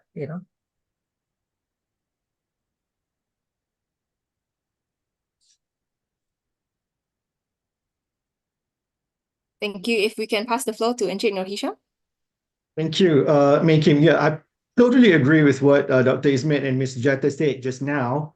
if I could share a bit of my experience in terms of how investors look at sustainability issue or climate risk issue, the shift is so obvious. 5-6 years ago, no one was looking into climate risk. No one was talking about climate risk to start with. But now, M&A has got an angle where sustainability is an idea in itself, not just in M&A, investments, private equity, venture capital funds, even from the corporate governance angle, where board looks at how sustainability and climate risk form part of their fiduciary responsibilities. All of these things are moving in sync now. All of these are making a great impact. I think everyone comes to a point where they realize that climate risks are no longer just issue for scientists. Climate risk is real. Climate risk is actually financial risk. And that's why climate risk is impacting the bottom line. If you ignore climate risk, you're not doing justice to your investment. You're not taking care of your investment. You're not taking care of your portfolio. So that's why nowadays, more and more investors, especially like what Dr. Ismail said and Ms. Jata said as well, institutional investors are the leaders here. They come with big concerns. What do we do now in terms of this corporate transaction in the context of sustainability, in the context of climate risk? So that is not a bolt-on idea. That is how they develop the transaction blueprint. So that's how I look at all these things, how the shift in the market, how investors beginning to focus more and more about climate risk and sustainability as a whole, which I think is great because otherwise I think we'll be left behind. Other jurisdiction, other advanced jurisdiction are already looking into this. We cannot be left behind. This is real. This is impacting us. So it's a valid and really relevant, and it's really a good time to start focusing more and more thoughts into this. Back to you, Meki. Excellent. Thank you. Thank you so much for sharing your thoughts. So if I can just recap, right, a few basically key points. It's definitely here. Climate risk, ESG in general as well, is absolutely front of mind, right? It's a case where if we don't do it, we're going to be left behind. At the same time, I believe, Ms. Sujata, the point that you mentioned, it's a journey that investors go along, right? It's a case of when you onboard, what are perhaps your checks, but also when you have existing financing, right, with the company, your investments, you're not looking to divest, you're looking to have that engagement with them and to journey along them, right? And to have that difficult conversation. For instance, from the panel earlier, you could see certain decisions were very difficult, but they were necessary. So it's to have investors to have that same mindset to grow. And of course, for Dr. Ismail, you can see that it's not only the institutional investors that are on board, retail as well, right? The you and me, the individual shareholders on the street, are also looking at this, and they're developing in maturity to actually understand, this is going to affect my share price. It's something that I should raise at AGMs as well. It's not something I should leave to the big boys. It's impacting us together. Exactly. Excellent start. So if I can build on that, actually, if we were to look at, right, how do investors currently look at, let's say, financial impacts? How do you see them looking at it? How are they internalizing it? Do you see sufficient disclosures? And also, we keep talking about risk, but should we also look at opportunities? So how do you, as investors, actually see how companies navigate, risk and opportunities as well? Perhaps the same order, Dr. Ismail first, then Sujata and Encik Hisham. Yeah, I think firstly, the traditional way of looking at things previously is very much into bottom line and how much profit that the company makes that later contribute to shareholders' value, particularly in terms of dividends. But I guess shareholders nowadays, particularly the retailers, are looking beyond just that. They are looking into a long-term success of the company that thereafter, of course, contribute very much to the value of their investment. So it's just not about financial returns, but about more of creating value through these sustainable practices. So they are voicing stronger expectation of a company to address environmental impacts. that include even issues such as adoption of SBTI, the science-based targets, and also particularly on transparency on their reporting of sustainability initiatives. That's why we welcome very much initiatives from SC and also Bursa, particularly to enforce better disclosures on issues such as on issues of sustainability and issues of climate, because this is the source of tool that helps investors to understand the initiatives that the company is making, and how do they then treat the risk on issues such as that. I just wanted to give you a few examples that from our observation where companies have actually done well. And maybe I just quote one company. This is technically one from the niche cap companies, Panasonic Berhad, where we saw that the initiative that they took was that they started to look into reducing carbon emission and manage energy better. So what they did was they invested into solar very heavily. And interestingly enough, because the typical comments made for companies that have been investing into solar was that it is a cost, and it is technically a burn cost because it's hard for you to recuperate again the investment that you've made. But what Panasonic did was that they incurred zero cost, where they entered into a power purchasing agreement with the company, and that initiative that they've taken was actually has reduced roughly about 38% of their total electricity consumption just from that renewable energy that they've invested in. So this sort of initiative that I think we appreciate, because not just the fact that you're helping to make change in terms of managing climate, but at the same time as well, it is actually reducing the cost of business and managing the overall value that you bring about to the business. And of course, as shareholders, I think this is very much what we welcome, and this sort of initiative definitely brings about to the long-term success of the company. So yeah, I'll pass it back to you.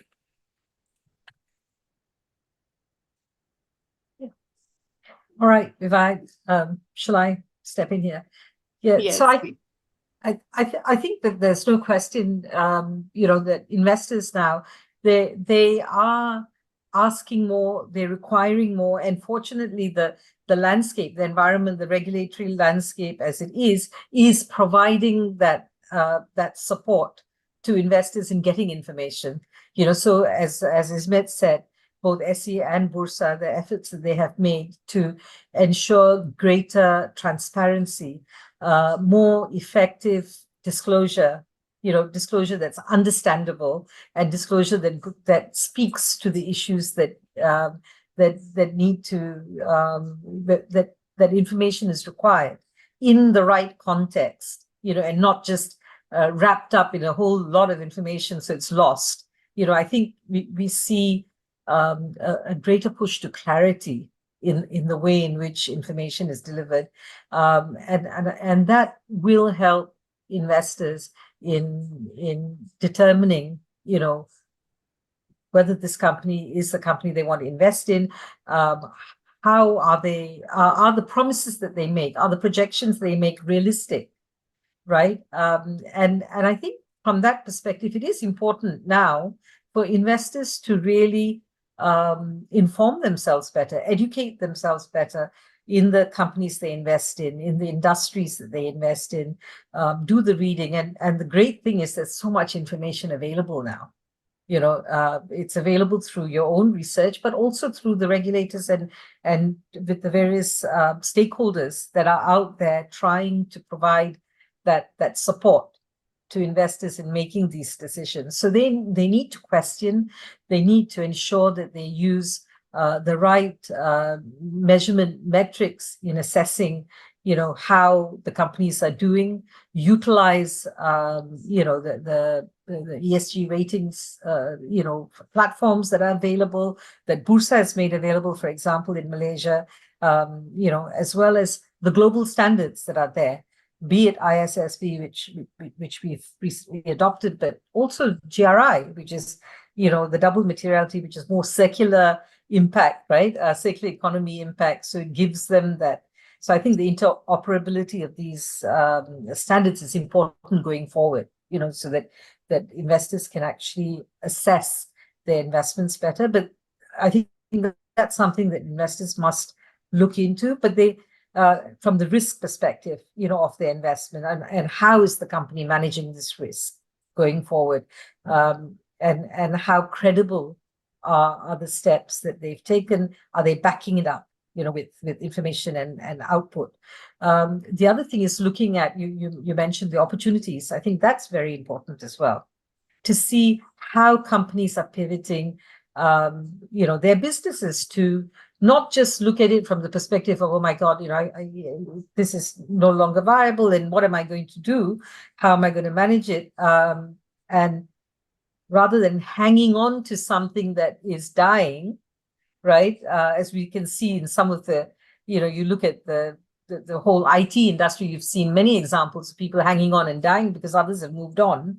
They actually jump into the opportunities, whether it be in renewable energy, right? The solar, the wind, the shift towards these energy sources. It's very clear. The hydrogen sector, the clean energy side. I mean, people talked about hydrogen sector, the infrastructure being costly, but you can already see investments going into it that's going to eventually make it more affordable, right? I think Toyota spent a lot of money. They're moving forward. So there's a lot of positive movement here. And you can actually, there are people who previously haven't had access to this, who may have a second opportunity to have access, right? To take that as an opportunity. Or you have to learn, you have to work out how you're going to shift, but there's ample sort. Sustainable agriculture is the other, sustainable farming practices. That's gaining a lot of traction using technology. The green technologies that are being developed to enhance energy efficiencies, reduce emission. Green construction is huge. I mean, I think I read that the building sector is responsible for 37% of global carbon emissions, right? And investments in the energy efficient design and materials can unlock, they estimate, 1.8 trillion in market opportunities, right? So there's a lot there, a lot to excite investors, right? If companies actually grab these opportunities and move forward. So I think that there's a lot of scope, and it's important for investors and shareholders to push that agenda, and for the funding sector, the investors to also come in and provide that kind of funding for these projects. Over to you, Michelle. Thank you, Ms. Jetta. Very much in line with what I'm going to have to say here. Yeah, I think the signal that we get from the market is that investors are willing and ready to support or to back climate positive projects. This year alone, we're advising more and more investment into renewable energy projects. But that's quite common. We've been doing renewable energy project for the past few years. But what's really amazing this year, we started advising on a consortium developing green township, not just green housing as a standalone, but green township as a whole. It's a multi-stakeholder kind of project with sustainability being at the core. And then for the first time, we're also doing investment in sustainable transport. Okay, so this gives me the hope that, hey, we are actually doing good in terms of ensuring enough capital flow into sustainable project, into climate positive project. So I think the signs are positive. What we're seeing is that the signs are positive. People are willing to put money into all this project, despite the fact that there's no guarantee that this is going to generate immediate returns in the coming years, for example, which is what we're talking about now. Yeah. You have to do this trade-off, and when it comes to climate, it's not a simple trade-off between returns and ensuring the continuity of the environment, for example. But as far as capital flow is concerned, I think what we're seeing this year and last year is really, really positive, and it's really amazing. The shift, I think, is not really niche anymore. It's necessary now, okay? Which is amazing, which is good. Back to you, Miki. Nikin, can I just add something to this Sure. also Yes. from the perspective of the building, we just talked to, and Rajam, you mentioned it again. I think that the other factor is that the government, the policymakers, the planners, the city, they need to come on board, and it can't just be talk, right? You have to actually see it. So they have to support the whole construct of green construction. And that means you've got to look at looking at not just clearing more land, taking land that's not been cleared and utilizing, but maybe repurposing what's already there. So many buildings that are unsustainable actually in structure and all that. Invest in repurposing those. Invest in building communities as opposed to destroying communities. You've got to start putting in that social impact construct, because people will start investing. I think you will start finding far more funding coming towards that. If you do that, and together with technology and innovation, I think there's so much scope here. Right. If I could just add on a bit, Miki and Mr. Jata, it's not just the profit now, it's purpose. And it's a big fat purpose that we're seeing now. Okay. So to me, that is really amazing in itself. Get back to you, Miki. Yep. Exactly, because I think a key question that normally comes up when it comes to investors is that they have to balance. So for instance, if investors that are looking at funds, right? So they have to balance the return even today with, let's say, the investments that a company will have to put in, right? So for them, it's also looking at how would they balance short-term returns versus like the long-term sustainability goals. But the good thing that we're hearing from the panel is that industry is also moving quickly. So things which were more expensive before are now becoming more and more viable. The conversations are going more mainstream, right? Like, for instance, green cement, a few years ago, I think it was fairly nascent, which more recently you see that, no, it's quite mainstreamed as well. So, and very much to the built environment, we see a lot more holistic conversations as well, right? And of course, in terms of the deals, you see, very interesting to see more and more of these kinds come to the forefront. It's really exciting these days. But coming back also, for instance, coming back to like, you're looking at evaluating investments, right? And also disclosures of companies. So what are the specific tools and matrices you would look at to ensure that, when you're assessing an investment, what exactly are you looking at, or a company? What will be the key things you're looking out for that you want to see that would signal to you that a company is on the right track? What are your wish list? Yeah, I think it depends very much in terms of the industry that the company is in and the nature of business. But fundamental is that we are looking into the transparency of such disclosure, looking into quantifiable targets. For example, when we talk about carbon reduction metrics or water usage or waste management, we are looking at what would be the targets, what would be the what would be reported that year. So we've seen, for example, if I take a construction industry, you'll be able to see how much wastages from this steel bar that they produce. And over years, what we ask for is that what would be the reasonable average of wastages that is acceptable by perhaps standards or industry expectations. And from there on, I think we are able to then measure a bit better in terms of how well they have managed that. That's number one. And number two is to talk about initiatives in terms of managing emissions. We acknowledge, for example, that a lot of our companies very much the emission comes not just from the production of whatever that they are working on, but also from their fleets. The cars that they use, the transportations that they use was actually one of the biggest emissions that they are currently dealing with. how do they mitigate those and how do they manage those? I think is very much what is expected for us to see. In terms of the view from the investors, we need to also scrutinize those disclosures and claims very much critically. Of course, relying on independent verification is very much important, and also consistency in this reporting. I'm looking forwad for outcome of Brusa's consultation on assurance as well. And hopefully we'll be moving forward positively on that. Though of course I hope that there is a proper ecosystem being built within the assurance provided services as well. It's very much important that we're able to verify that data properly.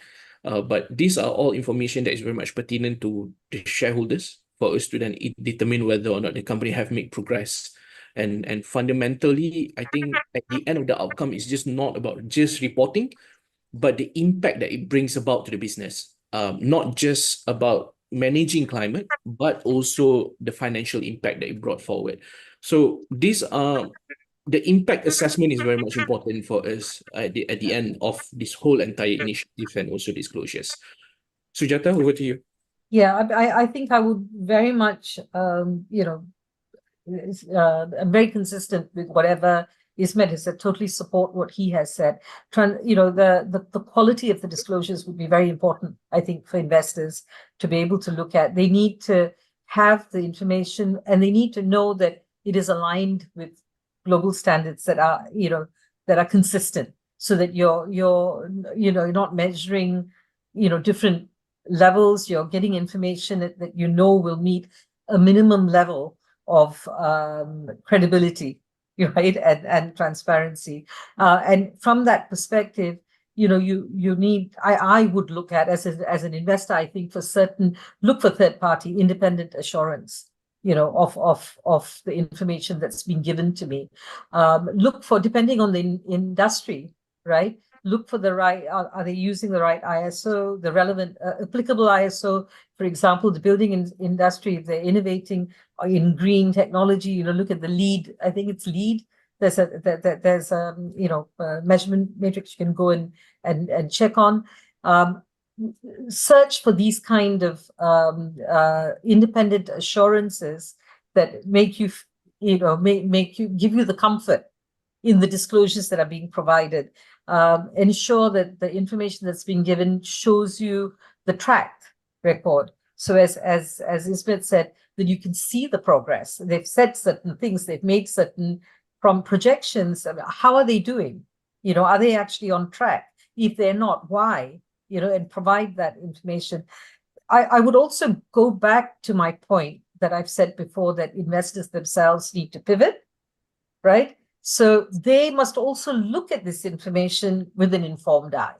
Look at it from the perspective of the industry you're dealing with, the challenges that they're facing, and if they are on this journey, what's realistic to expect. So that, and then as I said, stay with the journey, right? If the company is actually on track and moving along the lines and doing the progress reports are credible, then stay with the journey, because you're onto a good thing. This company is going in the right direction. This is what you've asked for, right? I would add that from the investor's perspective as well, shareholders' perspective, as well as, of course, doing the shareholder activism component that they do, because they hold the company accountable. They are integral from a corporate governance perspective.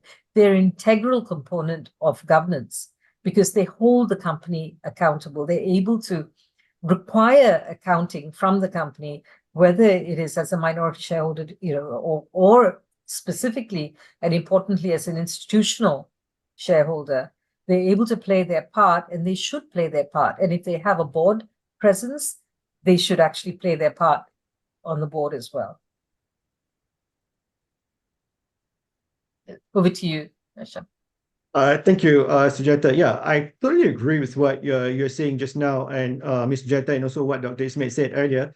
Transparency in the sustainability report, the climate report, that goes without saying. We need that. And then secondly, of course, investors would look at the index, for example, like Bursa Malaysia FTSE for good index and all that, to base their analysis before they make this investment choices, whether to go for company A or company B, for example.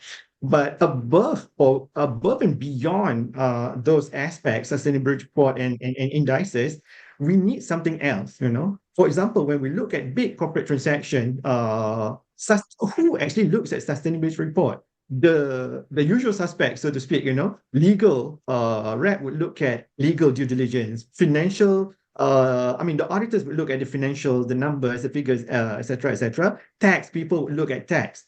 Who is looking into all this climate risk as a whole, and what do this climate risk pose to that particular transaction, for example, and what do we do, for example, to mitigate those potential climate risks in the next 5 years or 10 years? Investment is, of course, for a long-term perspective.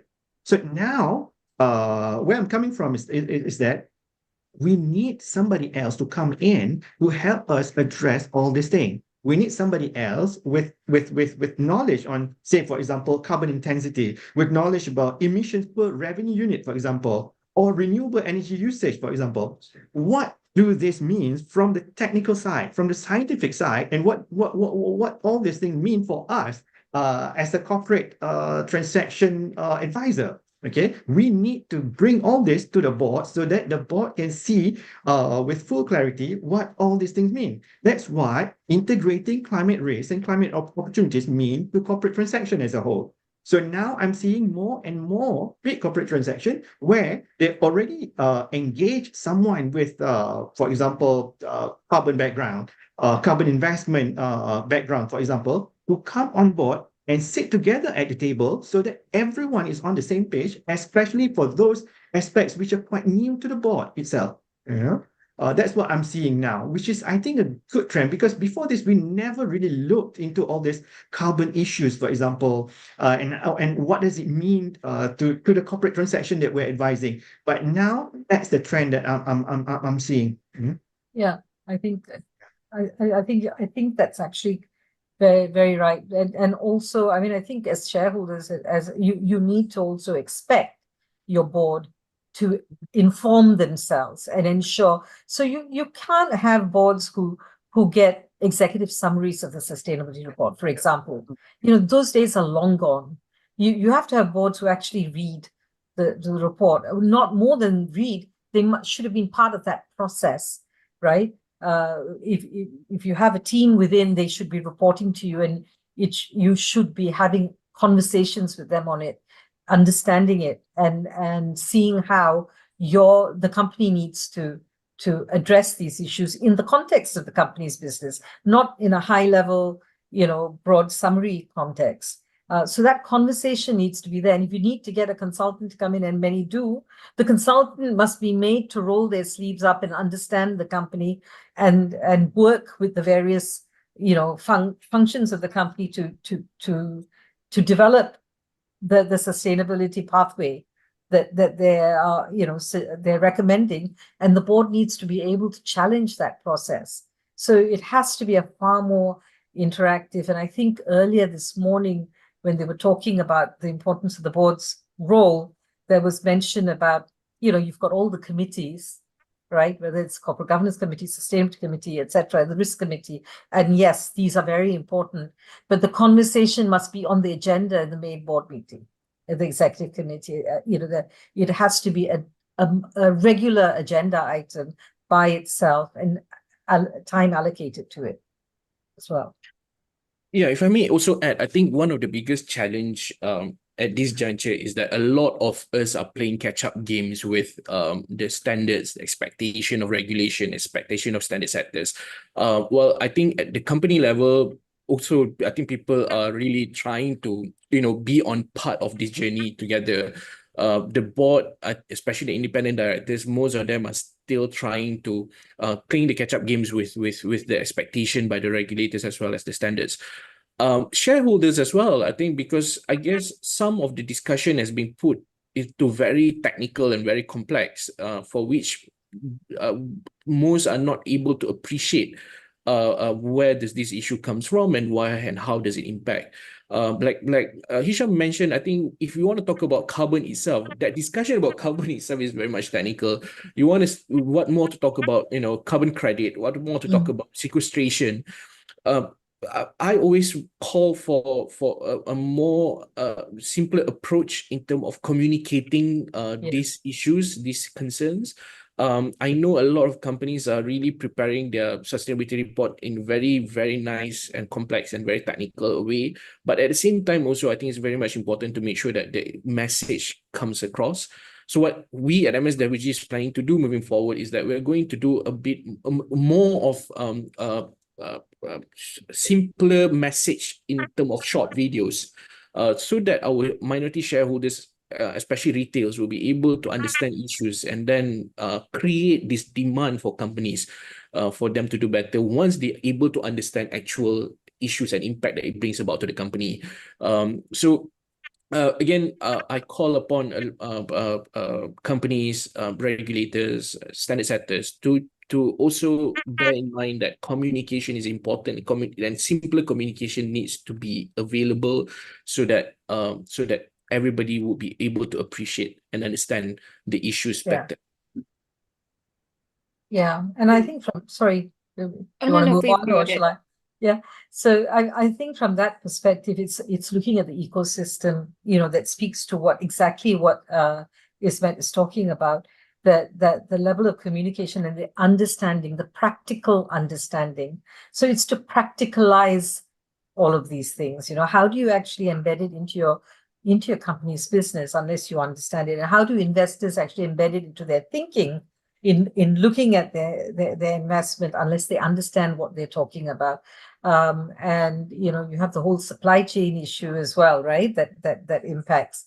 So I mean, SE together with KUSCOP and SME Corp and MICG, we issued the governance code for SMEs, right? Which is not launched yet. But it will be. But the whole purpose of that is not to add on more requirements. It's more to help them navigate this whole sphere and understand what kind the reporting, the flow through, the domino effect on them of the reporting requirements on the information they need to come out, again, to understand it in the context of their business so they're better able to navigate and participate, right? So it's all about communication, actually, and effective communication. And you need to bring, I think, all the different players that have been there. So, we've been talking about, too many finance people, too many legal people, you need to get the engineers in, you need to bring in, you need to bring everyone in, the communication person. I think this morning they were talking about, you need to bring all these various people together to talk, right?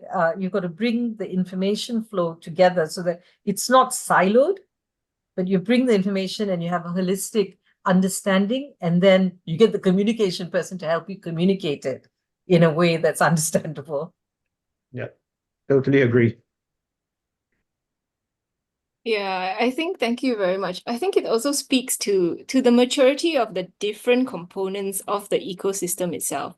I think what we hear is that investors themselves need to upskill to have that understanding. Definitely communication being very, very key. Companies also need to catch up to regulations. And even in the M&A space, you're seeing specialists being brought in to help bridge that very complex conversation. The other question that we normally get is, it goes like this. Companies are on this journey and they're learning together as well, right? Investors as well. So the question goes like this. If they are transparently putting forward their journey, right, and they're telling you, yes, these are my targets, I'm setting these targets. Or for instance, like in your M&A deals, there are certain projections, right, of how much good this project will do.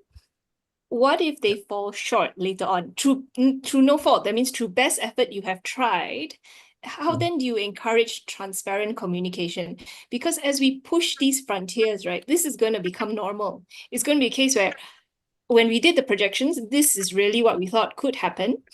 These were the targets we could reach. But once we hit and we tried, as you know, with supply chain as well, it couldn't materialize. And then how do we have this transparent conversation so that people continue to, make headwinds in this space? Yes. If we can start with Ismet and then Sujata, Hisham again. Thanks. Yeah, I think I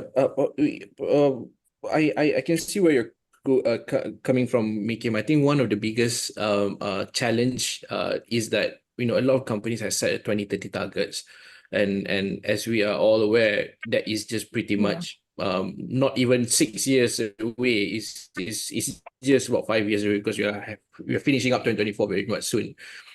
We also ask in a lot of situations, are you on track, and also are you able to achieve what you're promising by 2030? So a lot of companies are very much on track, but there are some which are still working towards that commitment. I think fundamentally we have to go back to this relationship between shareholders and the company. They are technically part of the company, being the owner of the company. It is a shared responsibility. If the company is not able to attain that goal after having put in place measurements, initiatives, it is not. We are not, as investors, we are not playing a blame game. But I think fundamental is that we are trying to work together with the company as well for them to progress and achieve the targets that they have set. Again, this is not just about bottom line. It is the contribution that the company is making for the world, for the nation, for the environment, and for the society. So it is beyond just financial. It is also about the ecosystem. So whenever there is shortfalls or non-attainable targets, I think fundamental is how we can work together to facilitate and give our views and feedback in terms of how we're going to achieve that. Of course, along the way, there's proper check and balances, and this check and balances is between companies and shareholders. I think that's very much needed. But I think it's very much important that we balance that approach as well. Sujata, what do you think? Yeah, I mean, 100% agree. I mean, I think it actually reflects much of what I've been saying about the shareholders' own role, right, in this whole thing. But I think it's important for the company, not to overpromise as well. Set some realistic targets in the context of what you have. It's easy to say all the SDGs. I want, we're going to meet all of these. Yeah, it's near impossible for you to really be able to. You can be on a journey, and that journey can be happening, but what you put your money to say that I will meet X, Y, and Z, make sure they're realistic enough for you to have, some outcome. And then, despite all of it, depending on what the economic and the circumstances are, the environmental context of your ecosystem is, that may change. And as you say, there might, you might not achieve the outcome. And that's where, as shareholders, you're part owners of the company. You have a responsibility for this company and its business, right? And to ensure that it navigates this period.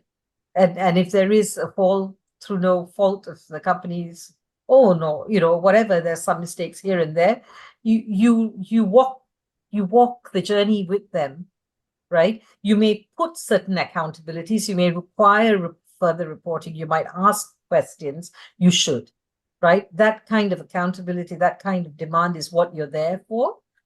But you need to also provide that support for them to take the next step forward, right? You need to demand the credit, the integrity of the processes that the company operates under, right? And ensure that that governance structure is very robust, I would say, right? To support the ability of the company to do its business effectively in a sustainable manner. But you need to actually go with the journey. Right. All right, Ms. Jetta, thank you. I think it's more about you can't predict what's going to happen, you see. Even with the best of intention, the best advisors, the best contracts, so-called watertight contracts, like clients always demand from lawyers. Despite all of these things, sometimes the investment faltered big time, Why? Because you simply cannot guarantee the outcome of any investment that you do. But Yeah. I think as long as the guardrails are in place, the board is dynamic enough to know, to anticipate, and to rectify immediately or what has gone wrong, I think that company would be in good hands, so to speak, you see. I've gone through a lot of these scenarios with many clients throughout the years. I can see the difference in terms of approach and in terms of what Ms. Jada said, how effective the board is, how effective, how robust the governance framework is in place.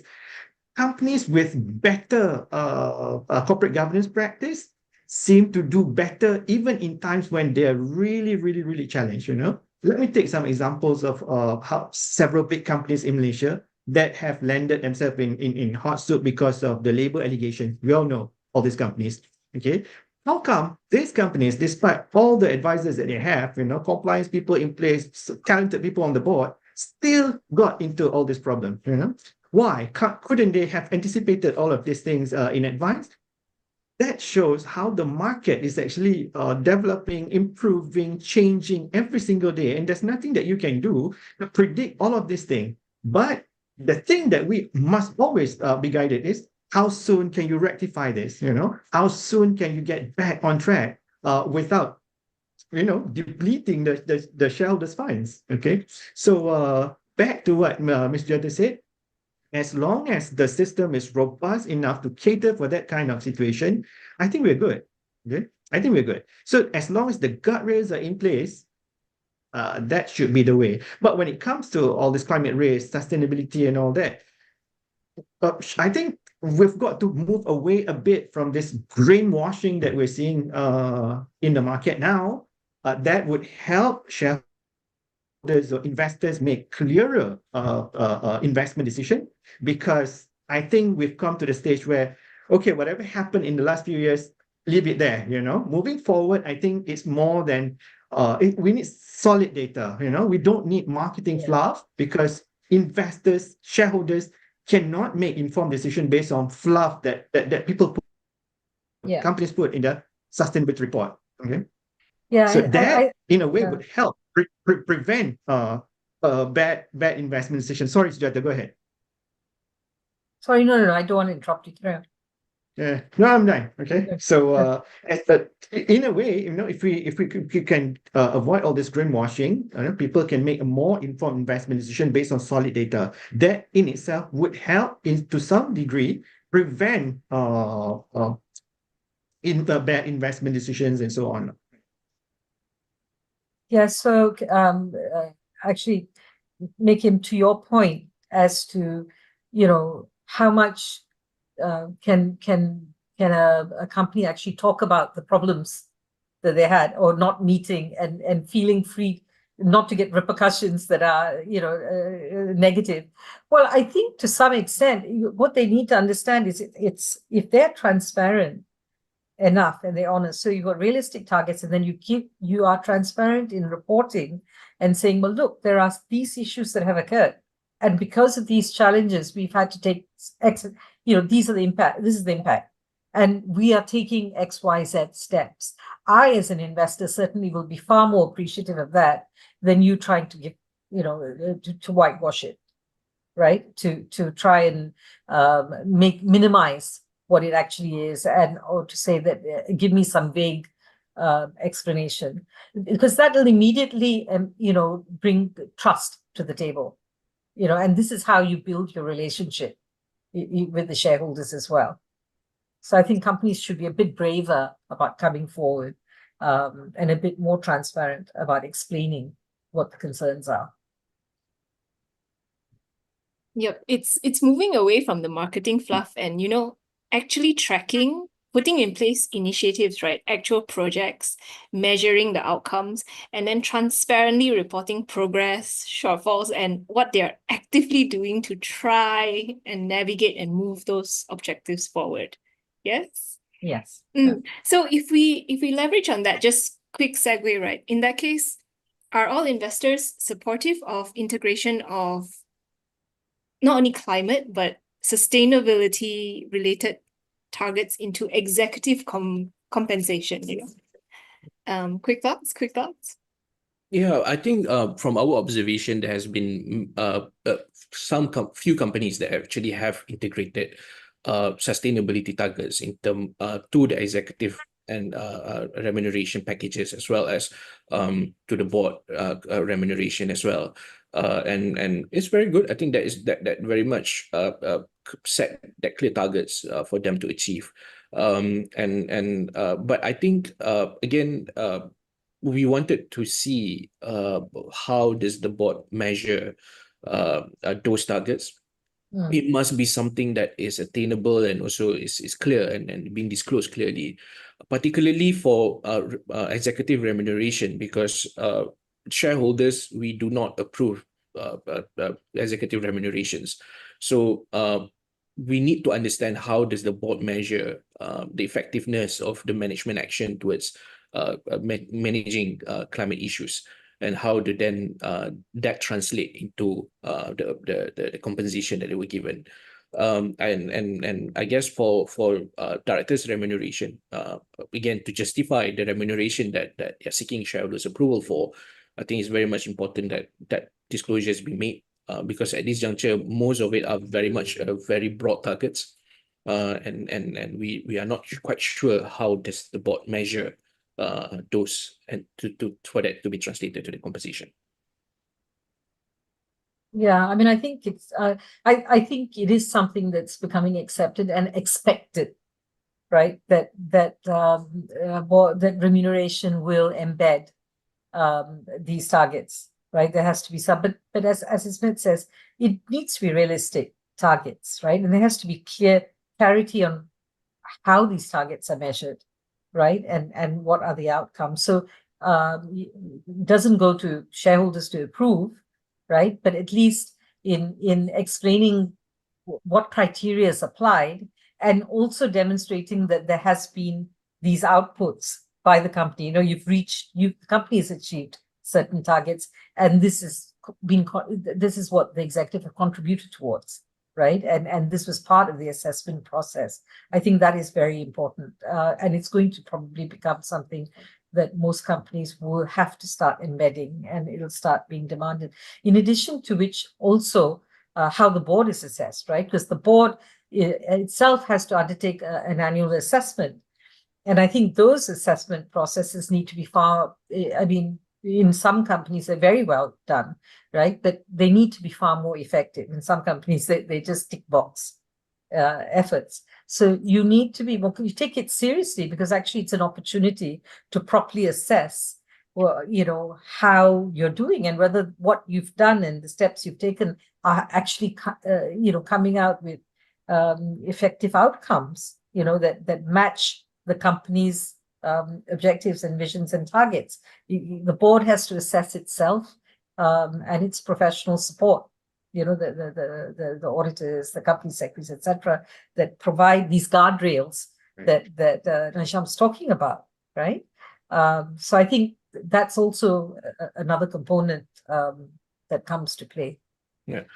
If I can just quickly jump in and share what this year MSWG conducted our National Corporate Governance and Sustainability Awards, for which we assess all listed companies in Malaysia.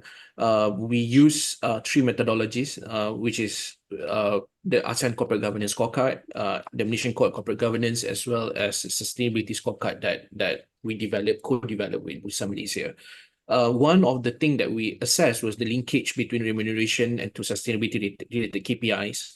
So technically, overall, only 36% of Malaysian companies actually have sustainability KPIs that link to the remuneration of the board and or top management. But 82% of our top 100 PLCs actually do link those remuneration against the sustainability KPIs. So I think the top 100 companies are leading the way on this matter, which is very much welcome. We would like to suggest that other companies, especially those in niche market, to also consider that as well, to moving forward.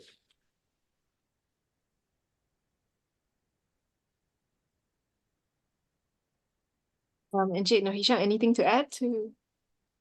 Just a tiny bit to this, it's good that many certain companies actually link climate action to executive compensation, but to do it in a more effective manner means that you have to analyze the interdependency between one department and the other department, because this is not a one department KPI. This is not the whole big fat objective is actually shared throughout. Okay, so unless each functioning departments in a particular company are efficient enough, then they'll achieve the KPI. And that's where the challenge is when it comes to linking executive compensation to climate action, because sometimes my KPI is dependent on your department KPI. And if you don't do it well, I'm not going to be able to score high mark. So you've got to, the dynamics would have to be really tallied, so that what I do in my capacity will not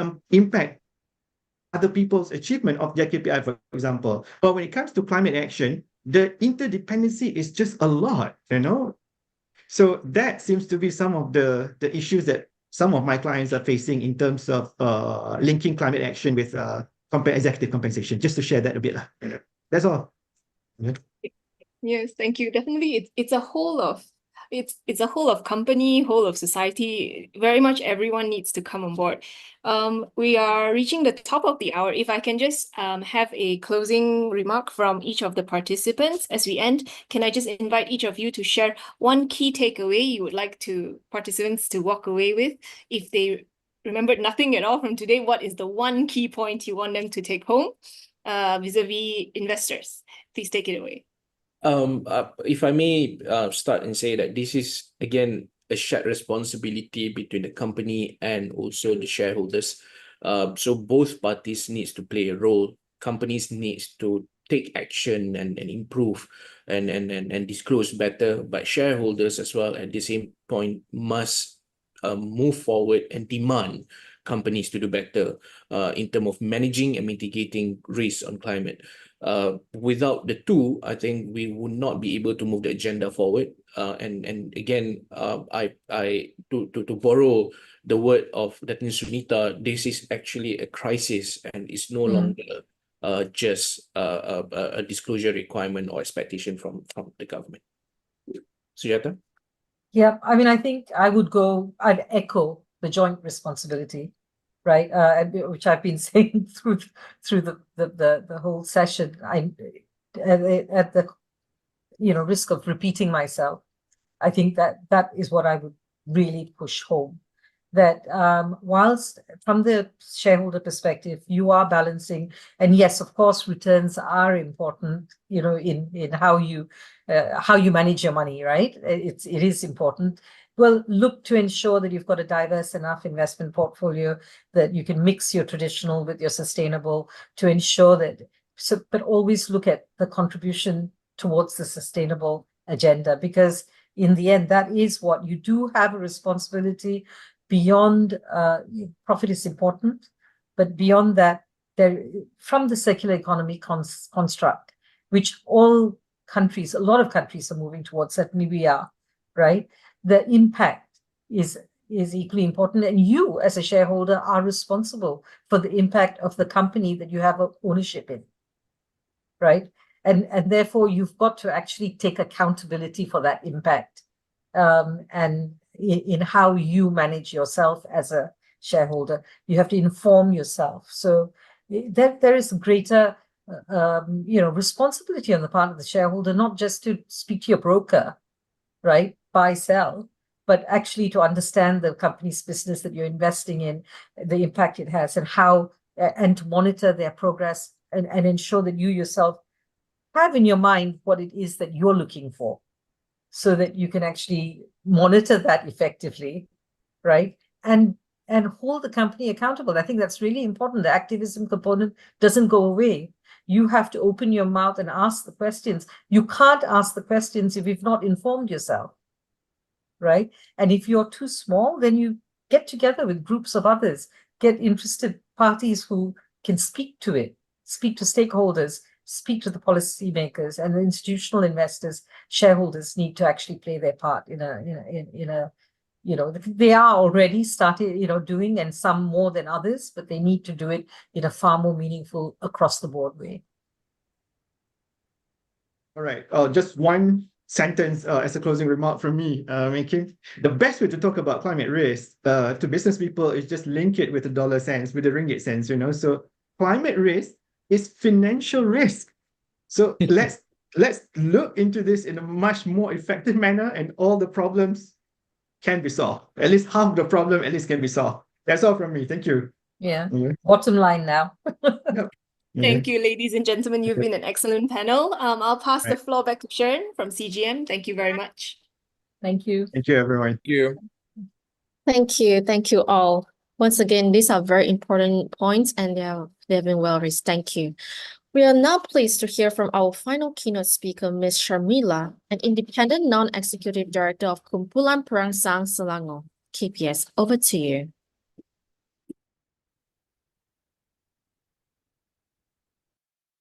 Ladies and gentlemen, distinguished guests, colleagues, and friends, good afternoon.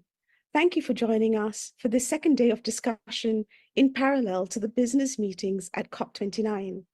It is indeed an honor to have been given this opportunity to deliver this address on one of the most pressing challenges of our time, the need for a transition that is not only sustainable, but fair, equitable, just, and compassionate for everyone, especially those who have been historically marginalized, women and children.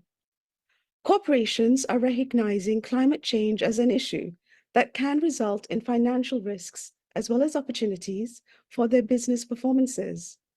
But there is also a growing recognition that climate change is integrally related not only to other environmental issues, but also to a range of social and governance factors under the E, S, and G components of sustainability. Hence, the IFRS reporting on climate-related disclosures incorporating aspects of the ESGs. Climate change is complex, and many businesses find it challenging to develop an integrated approach to managing climate change and human rights risks. However, as they and the world face realities of climate change, one bare truth, which is quite often unrealized and overlooked, is that men, women, and children experience the effect of climate change differently. This transition away from fossil fuels and towards a greener, low-carbon economy is essential for the future of our planet. The term just transition refers to the idea that the transition to a low-carbon economy should be fair and equitable for all people, especially workers and communities whose livelihoods depend on high-carbon industries. However, if this transformation is to be truly just, it must be inclusive, it must be rights-based, and it must specifically address the needs and contributions of historically marginalized groups. At the heart of this discussion is the urgent need to apply both a gender equality and a child rights lens to the just transition. These two aspects, gender and child rights, are often overlooked in discussions about economic transitions, but they are vital for ensuring that the benefits of sustainable development are shared by all. And if we do not center these perspectives, we risk perpetuating existing inequalities and excluding vulnerable populations from the benefits of a sustainable future. In this keynote address, I will explore why it is essential to apply a gender equality and child rights lens in the just transition framework, how these frameworks intersect with the broader goals of sustainability and climate action, intersecting vulnerabilities of as well as the specific actions we must take to ensure that both women and children are not left behind as we chart a new course for a sustainable, inclusive world. A just transition, which refers to the process of shifting from an economy dependent on fossil fuels to one based on renewable energy and sustainable practices, is about ensuring that workers, communities, and vulnerable populations are not left behind in the process. It is therefore about social justice, with the aim of protecting and empowering the workers whose livelihoods depend on high carbon sectors, while supporting the creation of green jobs, renewable energy solutions, and sustainable industries. Despite the common perception that climate change is an equal opportunity threat, the reality is far more complicated. Women, especially in vulnerable regions, bear disproportionate burdens, while men often face their own distinct challenges. Addressing these gendered impacts isn't just about fairness. It is about ensuring that the transition to a sustainable green economy truly benefits everyone. A just transition calls for workers to be retrained, communities to be supported, and new job opportunities to be created. However, the term just must be interpreted broadly to ensure that every dimension of injustice is addressed. This includes gender, class, race, age, and ability or disability. When we talk about justice in transition, we must recognize the layers of systemic inequality that shape people's lived experiences and determine how different communities will benefit from or be harmed by this transition. In this context, applying a gender equality and child rights lens is not a matter of charity or something to be considered under a corporate CSR program, and it certainly cannot be addressed as an afterthought. It is a matter of justice, and it is about ensuring that women, children, and other vulnerable groups are not left behind in our quest for sustainability. When we talk about gender in the context of a just transition, we must recognize the structural inequalities that exist in our societies. Gender inequality is not just a matter of equal pay or representation. It is deeply embedded in the systems that govern our economies, societies, and governance structures. Women and girls are disproportionately affected by climate change.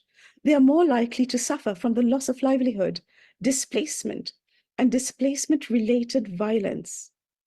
In many regions, women are the primary caregivers and providers of food, water, and energy for their families.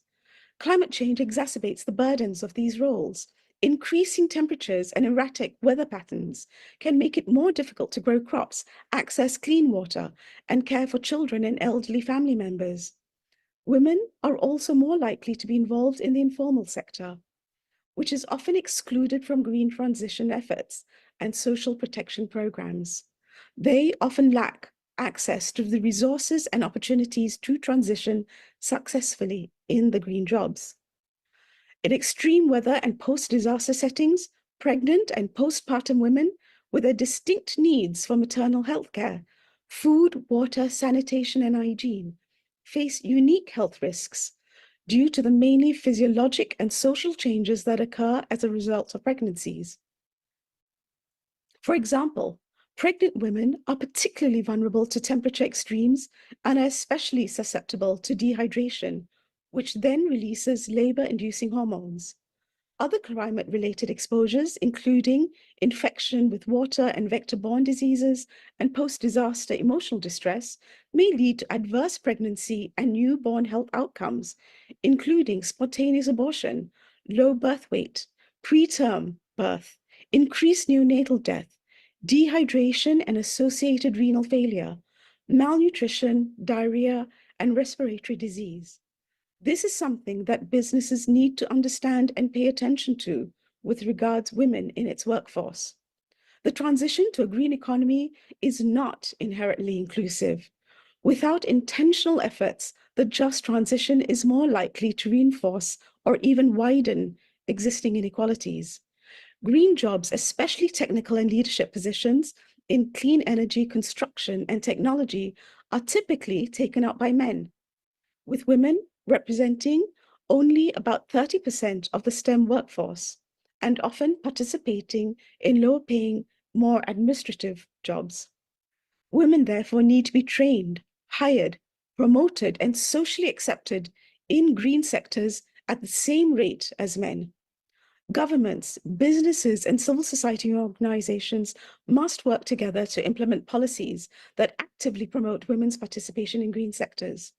This means tackling the social norms and structural inequalities that discourage women and girls from pursuing STEM paths and limit women's ability to participate equally in decision-making processes about environmental policies and economic transitions. At the same time, women have a critical role to play in the green transition. Women are often at the forefront of community-level climate action, from spearheading sustainable farming practices to driving renewable energy initiatives.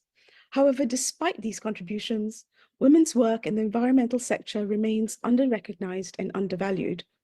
A just transition must involve elevating the role of women as leaders, not just participants, and as decision makers in the creation of new green economies, ensuring that they have equal access to the skills, finance, and the resources necessary to participate and benefit from the green jobs of the future. To do this, we need to focus on dismantling patriarchal structures that restrict women's access to education, economic resources, and political power. In terms of displacement, it is one of the most severe consequences of climate change and also does not affect men and women equally. When extreme weather events, resource shortage force people to migrate, women face high risks of violence, exploitation, and trafficking. For men, they face issues of anxiety and they cope, and how they cope with the loss, not only of their homes, but a key part of their identity as well, leaves much to be desired. This can lead to negative coping mechanisms, which in turn increases the risk of gender-based violence for women in their families. Women and men do not have equal access to resources like land, financing, and technology, all essential tools for adapting to climate change. Therefore, involving women in climate solution does lead to better outcomes. Women bring different perspectives, particularly in fields like clean energy, environmental conservation, and community resilience, where social and environmental goals must be balanced.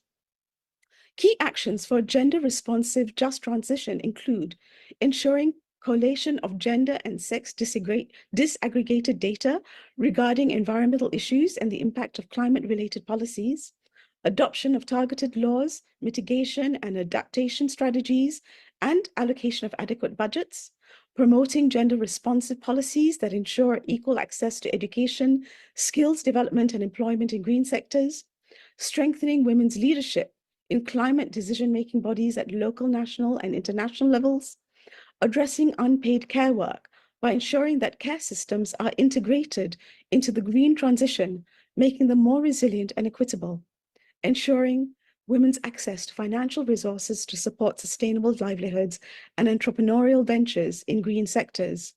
By adopting these actions, we can ensure that the green transition is not only environmentally sustainable, but also socially equitable. In terms of the rights of children for a just transition, the needs and rights of children are often overlooked in discussions about climate change and economic transitions. However, children are some of the most vulnerable groups when it comes to social, environmental, and economic impacts of climate change. When considering the impact of climate change and the green transition on children, it is vital to understand that children are not just passive recipients of policies, they are active stakeholders in the future we are creating. Climate change threatens children's right to life, survival, development, and protection, all rights enshrined in the United Nations Convention on the Rights of the Child, of which Malaysia is a signatory. Climate impacts such extreme weather events, food insecurity, and the spread of diseases disproportionately affect children, especially those in the developing regions. Children are more vulnerable to the effects of climate change due to their unique metabolism, physiology, and developmental needs and characteristics, children are physically more vulnerable to the direct and indirect impacts of climate change and environmental hazards, which is compounded by their limited agency in decision-making processes. They are at higher risk of malnutrition, disease, displacement, and exploitation. In many parts of the world, the climate crisis is exacerbating existing inequalities, making it harder for children to access education, healthcare, and adequate nutrition. For example, in areas impacted by floods or droughts, schools may close, forcing children into child labor or early marriage as families struggle to survive. Malnutrition accounts for nearly half of all global deaths among 5-year-old children. The global prevalence of stunting in children below 5 years old lies at 22%. In Malaysia, although the Malaysian national prevalence for stunting is slightly lower at 20% or 20.7%, in the East Coast region of Peninsular Malaysia, a much higher than global average prevalence is recorded. In Kelantan, it is at 34%, Terengganu 26.1%, and Pahang 25.7%. This is extremely shocking for a country approaching developed nation status. In a just transition, children's rights to a safe and healthy environment must be prioritized.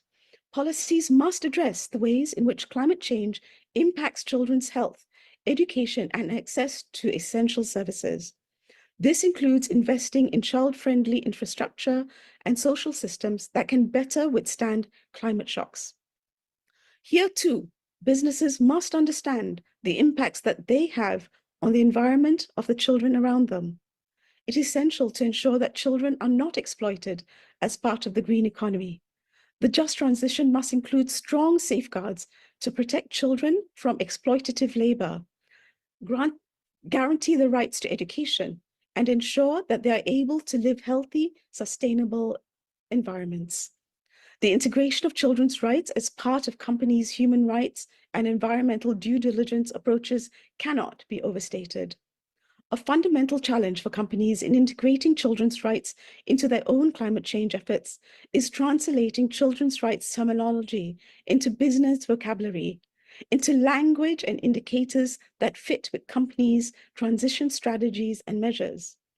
Efficient and more coherent public policies that explicitly acknowledge children as critical rights holders and stakeholders are essential for driving responsible business conduct and for creating more explicit obligations, standards, and expectations that integrate children's rights considerations.